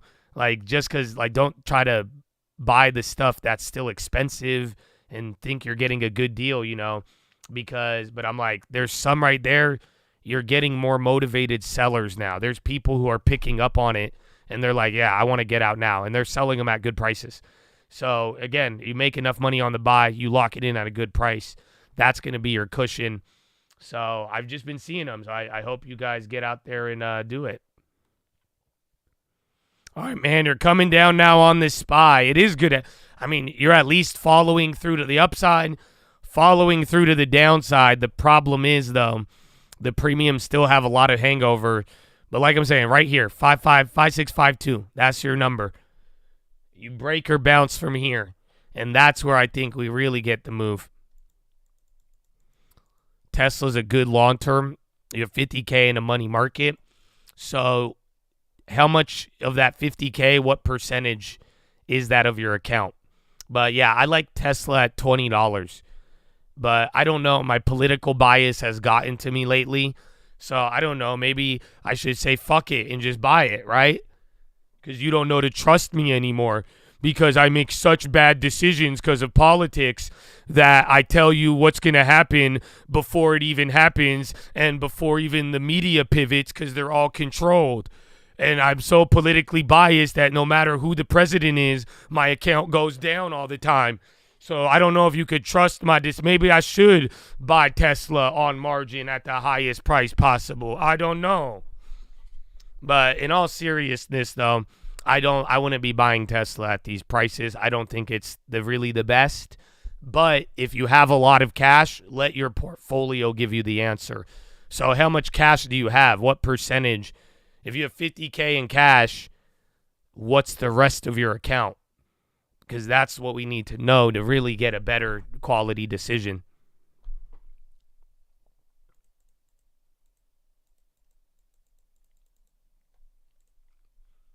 They making Uncle come out. No, I'm just not being like, you guys, if this was like 3-4 years ago, I'd be very humble about it. And I'd be like, no, be home. I'd be nice. I would be very nice, and y'all would play me. So I'm going to stand on the truth of what it is. I'm not trying to be an asshole, but I want you to know the reality so that you guys stop getting pulled off track. And that's it. And I'm not going to stand on, that's it. I will not tolerate BS.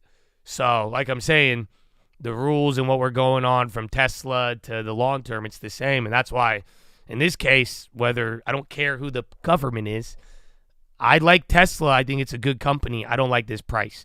And I'm not here to tell you to buy stuff because of other reasons. So the real answer is always your long term, and then that cash balance and what it is relative to what you have. You know, because I'm not the biggest fan of this, but if I had a lot of cash, I would be going with like UPS or like Pfizer. Maybe you could snag some growth, but at this point, I mean, this one still in its own little world.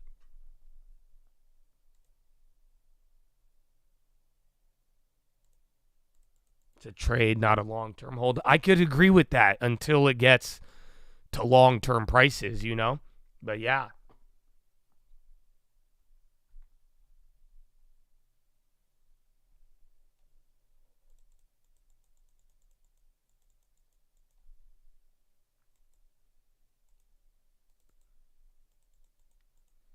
OPTT. Didn't they just get bought out? Maybe I'm tripping. Is that the optic? Well, they have an eye drug?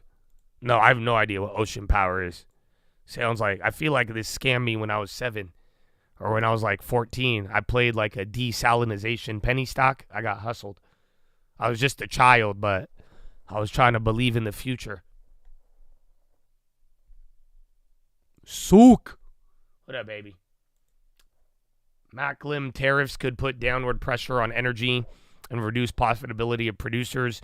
There can be no question about our sovereignty or our border.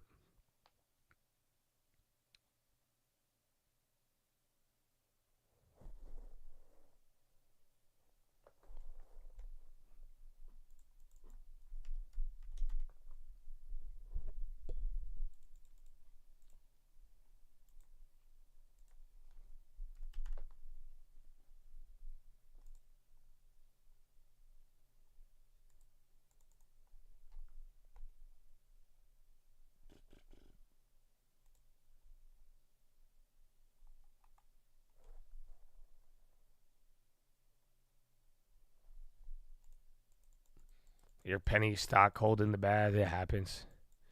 It happens.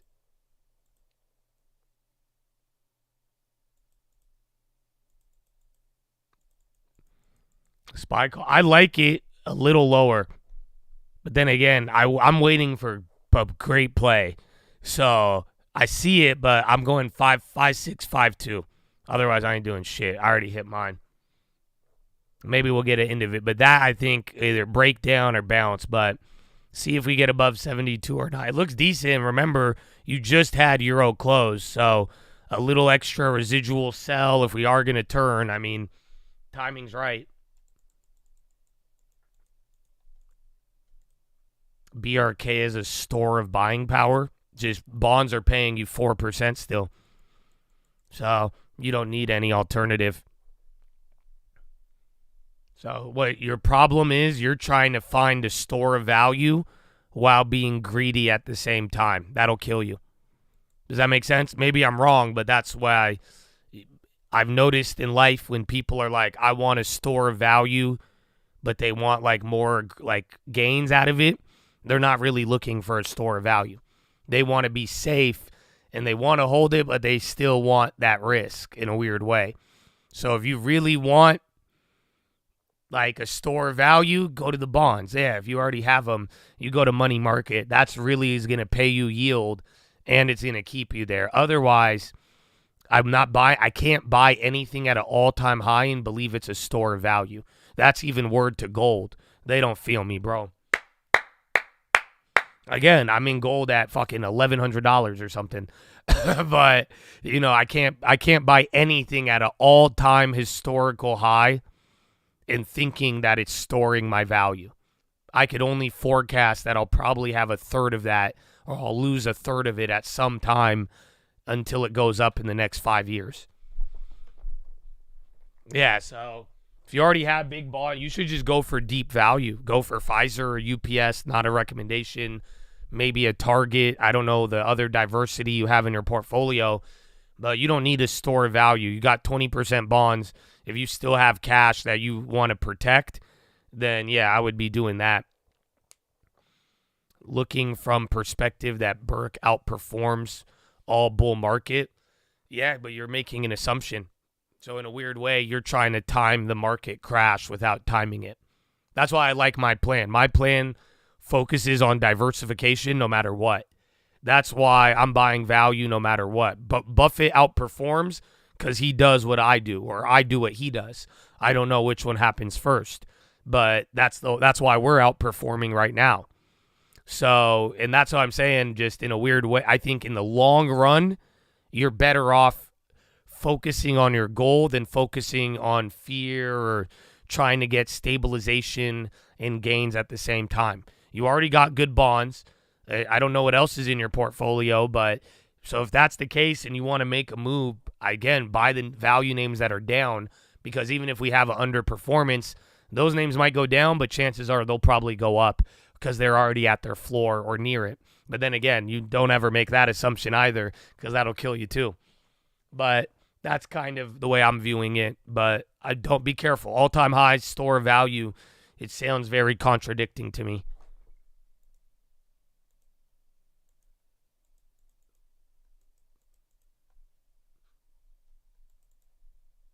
At what prices do you think Tesla is good at?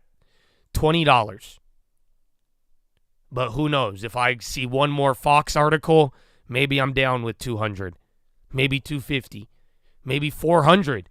Maybe I should just watch Fox and then believe it and not think for myself and get so politically manipulated that I just buy it right after the election and I ignore all functions of value. So, assuming that doesn't happen, $20 is my target, I've said for years. Years. You stupid mother. I'm about to crash out, Chad. I'm going to rip them apart. You know that. That's it. All you little Twitter fuckers. That's it. I'm just going to rip you apart with facts. My brother. I'll do it on Philo. Fuck it. I won't make you guys listen to it.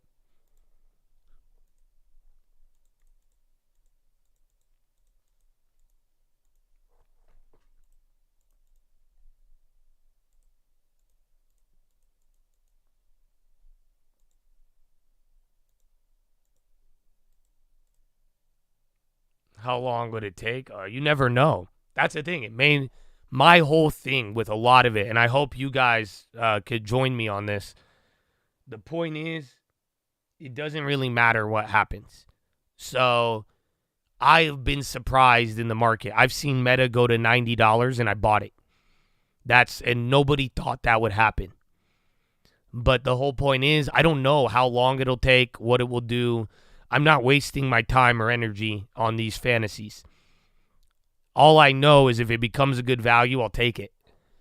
But in the meantime, if I miss out on it, I don't give a at all. And that's the thing I hope you guys start to pick up on. Take what's good when you could get it while it's good. You can't buy China now. Go buy the other value. But you need to be okay missing out on it. You know what I'm saying? Because that's my point. With Tesla, I think it's a great company. I think it's the best EV company. I would never buy it with this valuation. I can't. Why? Because I think my money is better used in other places. And that's what I've shown over the last half a decade. That's why I've bought everything but Tesla.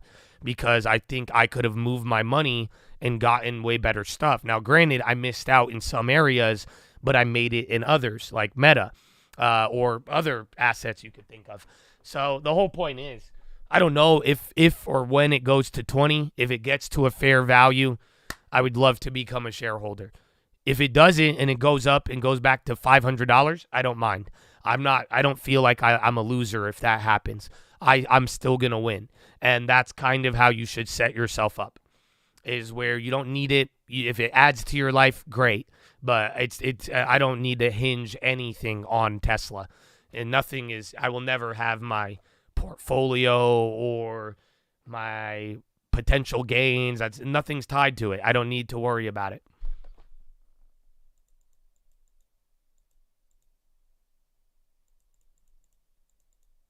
It's like going to the store and wanting beef, but it's $1,000 a pound. Chicken is exactly.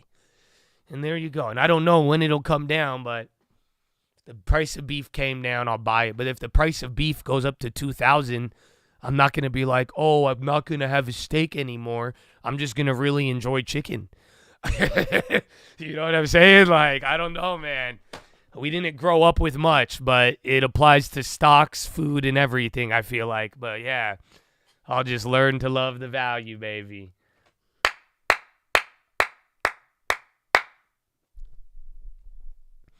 You're not going to have steak anymore? I mean, not for this period, no. But I'm sure one day I'll get a steak. You know, something funny about life. It's always happened that way. You know that? The things I thought I'd never have, I had an opportunity. And you may think that's just me, but I think it applies to you too. With enough patience and time but you'll be surprised what you'll be able to get that you thought you couldn't have.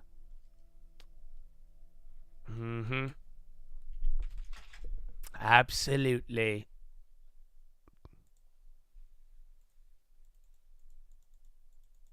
Had some beef seasoning. Now you talking.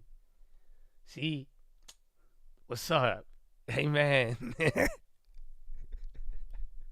what I was telling you guys. I'm like, I don't know, man. Even with some of this stuff, and they're like eggs, the price of this. I'm like, why don't you guys just substitute it? I don't know, man. And then, all right, you're getting a little bit of hold here. I like the move here. I just don't want to risk it. I think it's a decent bounce opportunity, but I need 5.652. But post-euro currencies, other things stabilizing. Bitcoin really took a little bit of risk off there. So then, yeah, we'll see where we go. I think I have an old video on REITs, but I like them. We own a couple of them, but at the end of the day, I think when it comes down to the REITs, for right now, you had a good signal with bonds yesterday. If you want to front run it, you can, but you just wait till bonds stabilize, then REITs will be good. But I like REITs. They're not going to grow as much as you think. We just got lucky with IRM, but it's a great yield, stable, good industry. It's good. I mean, it's just stable and safe unless bond volatility occurs. That's why I'm saying wait till we lower that, and then I think we'll be good to go. Bullish on any other EV companies? Not at all. That's my dilemma, because I genuinely believe Tesla is the best EV company, but I would never buy it at this valuation, and I've stood by that for years. I've gone when the liberals supported Elon, I fought them. When the liberals hated Elon, I fought them. When all of them, I've been the same this whole time, you guys. So yeah, I think it's the best EV company in the world. I would never buy it at these crazy valuations. But I think every other EV is shit. I think Rivian at like $5 or $10 for parts, that could be a decent buy, like Redfin. But I don't like the China EV. I wouldn't trust them. That's why I bought like Ollie. It's already one thing to trust China, but you should have been buying Baba and China Tech, really. But other than that, I think Tesla's the one. But it just needs to come to a good price. Rivian at 10. I need to check. It's either 10 or 5 or 2. No, I think it was $2. I think I need Rivian at $2. $2 billion valuation. I would just put half a deposit just to own it, just because I think the funding it gets is worth $2 billion, but never at 20 or 40 billion. That's insane.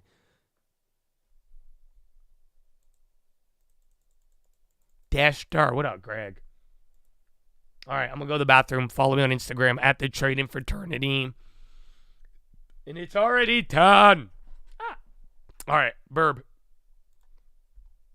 Federal assistance that go to students with disabilities, for example. And just to put a finer point on it, I wanted to add that even with this executive order, we really have already seen this White House take that unilateral action when it comes to slashing the department already. For example, last week, cutting about half of the federal workers that are already there and canceling some of the releases in regional offices across the country. Tyler, thanks so much for being with us. Mick Mulvaney, former congressman, you will now join us to talk with us a little bit about getting rid of the Department of Education? Yeah, just getting rid of it. I'm in. Count me in. Where do you want to start? What, as a former congressman, can we count you in? I mean, in terms of Congress, do you think it'll be an easy road? Do you think they'll say, okay, it's just a dismantling? What do they do? No, they'll never get rid of it because it's statutory and they'll never change the law. So what you're seeing the administration try to do is do as much as they possibly can within the current executive authority. The parallel I draw, Julie, is back in, I think it was 2018 when I was running the CFPB, we did a deep dive on what authority I had as a director and what authority the president had. And we were pretty sure we didn't have the authority to shut the place down and cease to be, okay? But we were pretty sure the president had the right to tell people to go home. Had to pay them, okay? And the thing had to continue to exist, but we could not sort of get rid of it entirely. And that's what you're seeing, I think, in the Department of Education, which is a dramatically stripped down version because they can't get rid of it entirely because it's in statute and the statute's not going to change. So Linda McMahon, I guess we'll still have a job by the time this is done. Technically, maybe not coming to spend a lot of time at work. Thanks for coming back, Nick. It's good to see you. Of course, your history as Kaylee looks acting different. chief of staff. Kaylee does look different today. I can play both roles the best I can. OMB, all of your whole resume kind of ties into your view on this when it comes to the idea of executive authority and what might be left. The fact is, though, the narrative changed a little bit. It went from shutting it down to Pell Grants and other student loans actually having a home at the Department of Education instead of saying putting them under Treasury. This is a smart development in your view? Listen, I think they're trying to get their feet under them. I know what they'd like to do, which is just blow the place up and be done with it and not spend any money at all. They tried that with USAID. Exactly, but I think they're just trying to figure out, okay, we can do something, we can't do everything we want to. What's that happy medium? And listen, I think on the hierarchy of things that conservatives object to about the Department of Education, the fact they're a pass-through for funding to the states is probably really, really low. Every one of these members of the House and the Senate obviously are from a state, and the state probably its first or second largest line item in its budget after Medicaid is going to be K-12 education or higher education. So they want the money, right? They just don't want the federal interference. So I think they're trying to figure out a way to accomplish that within the confines of the current law. What's the time frame on this? Like, does it need to be done quickly with the new president coming in such a short period of time saying, we need to do this, I want to do this? I mean, you've seen it. You've seen how quickly everything is happening. Yeah, well, it doesn't need to be done at all. I think what you're trying to see is this I think is the private sector CEO influence in the White House right now, which I include Donald Trump in that, but you also got Witkoff and Bessent and Elon Musk, which is if you're going to do the unpopular stuff, if you're going to do the hard stuff, if you come into you're a new CEO in an operation, you got to do a turnaround, do the hard stuff first, okay? And I think that's what you're seeing. We had a pretty robust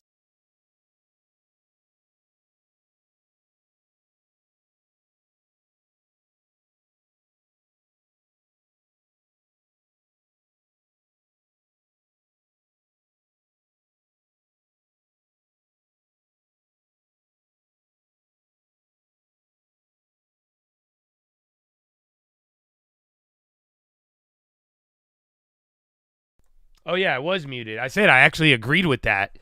I was like, yeah, what he said, do the hard stuff first. I agree with that. He's right. This is from Michael Hartnett. I told you guys 6 months ago, and this is what he said. Remember, like, inflation or, cutting government spending is political suicide. I said this 6 months ago. And this is from Michael Hartnett. This was not my original idea. This is what people were already talking about. This is, if you know politics, the background, the way we have shifted. If you have a policy of lowering spending, it is very unpopular.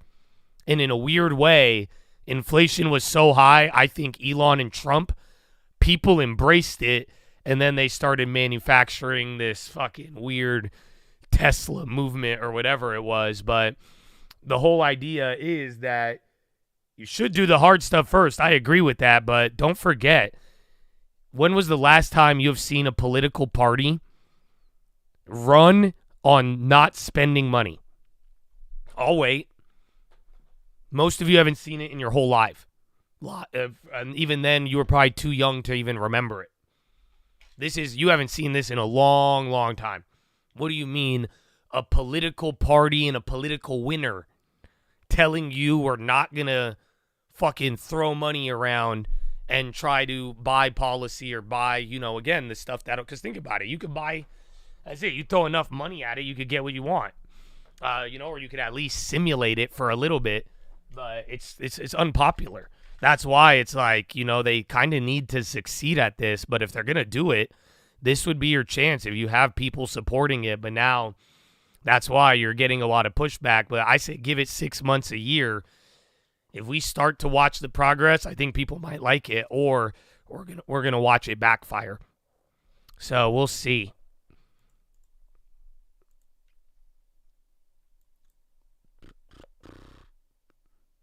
Okay.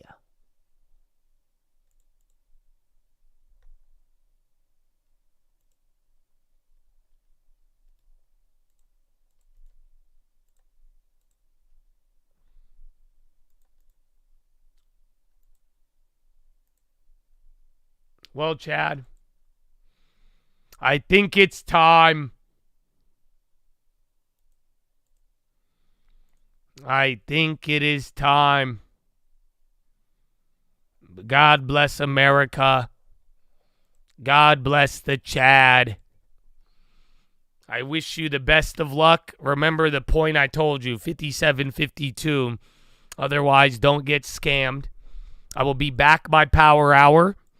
But now we go to Jesus and Life Talks for $4.99.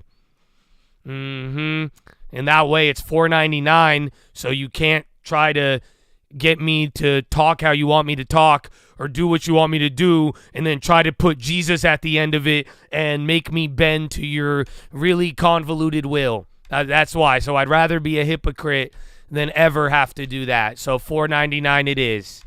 Amen. Amen, baby. So I will see you there. God bless America.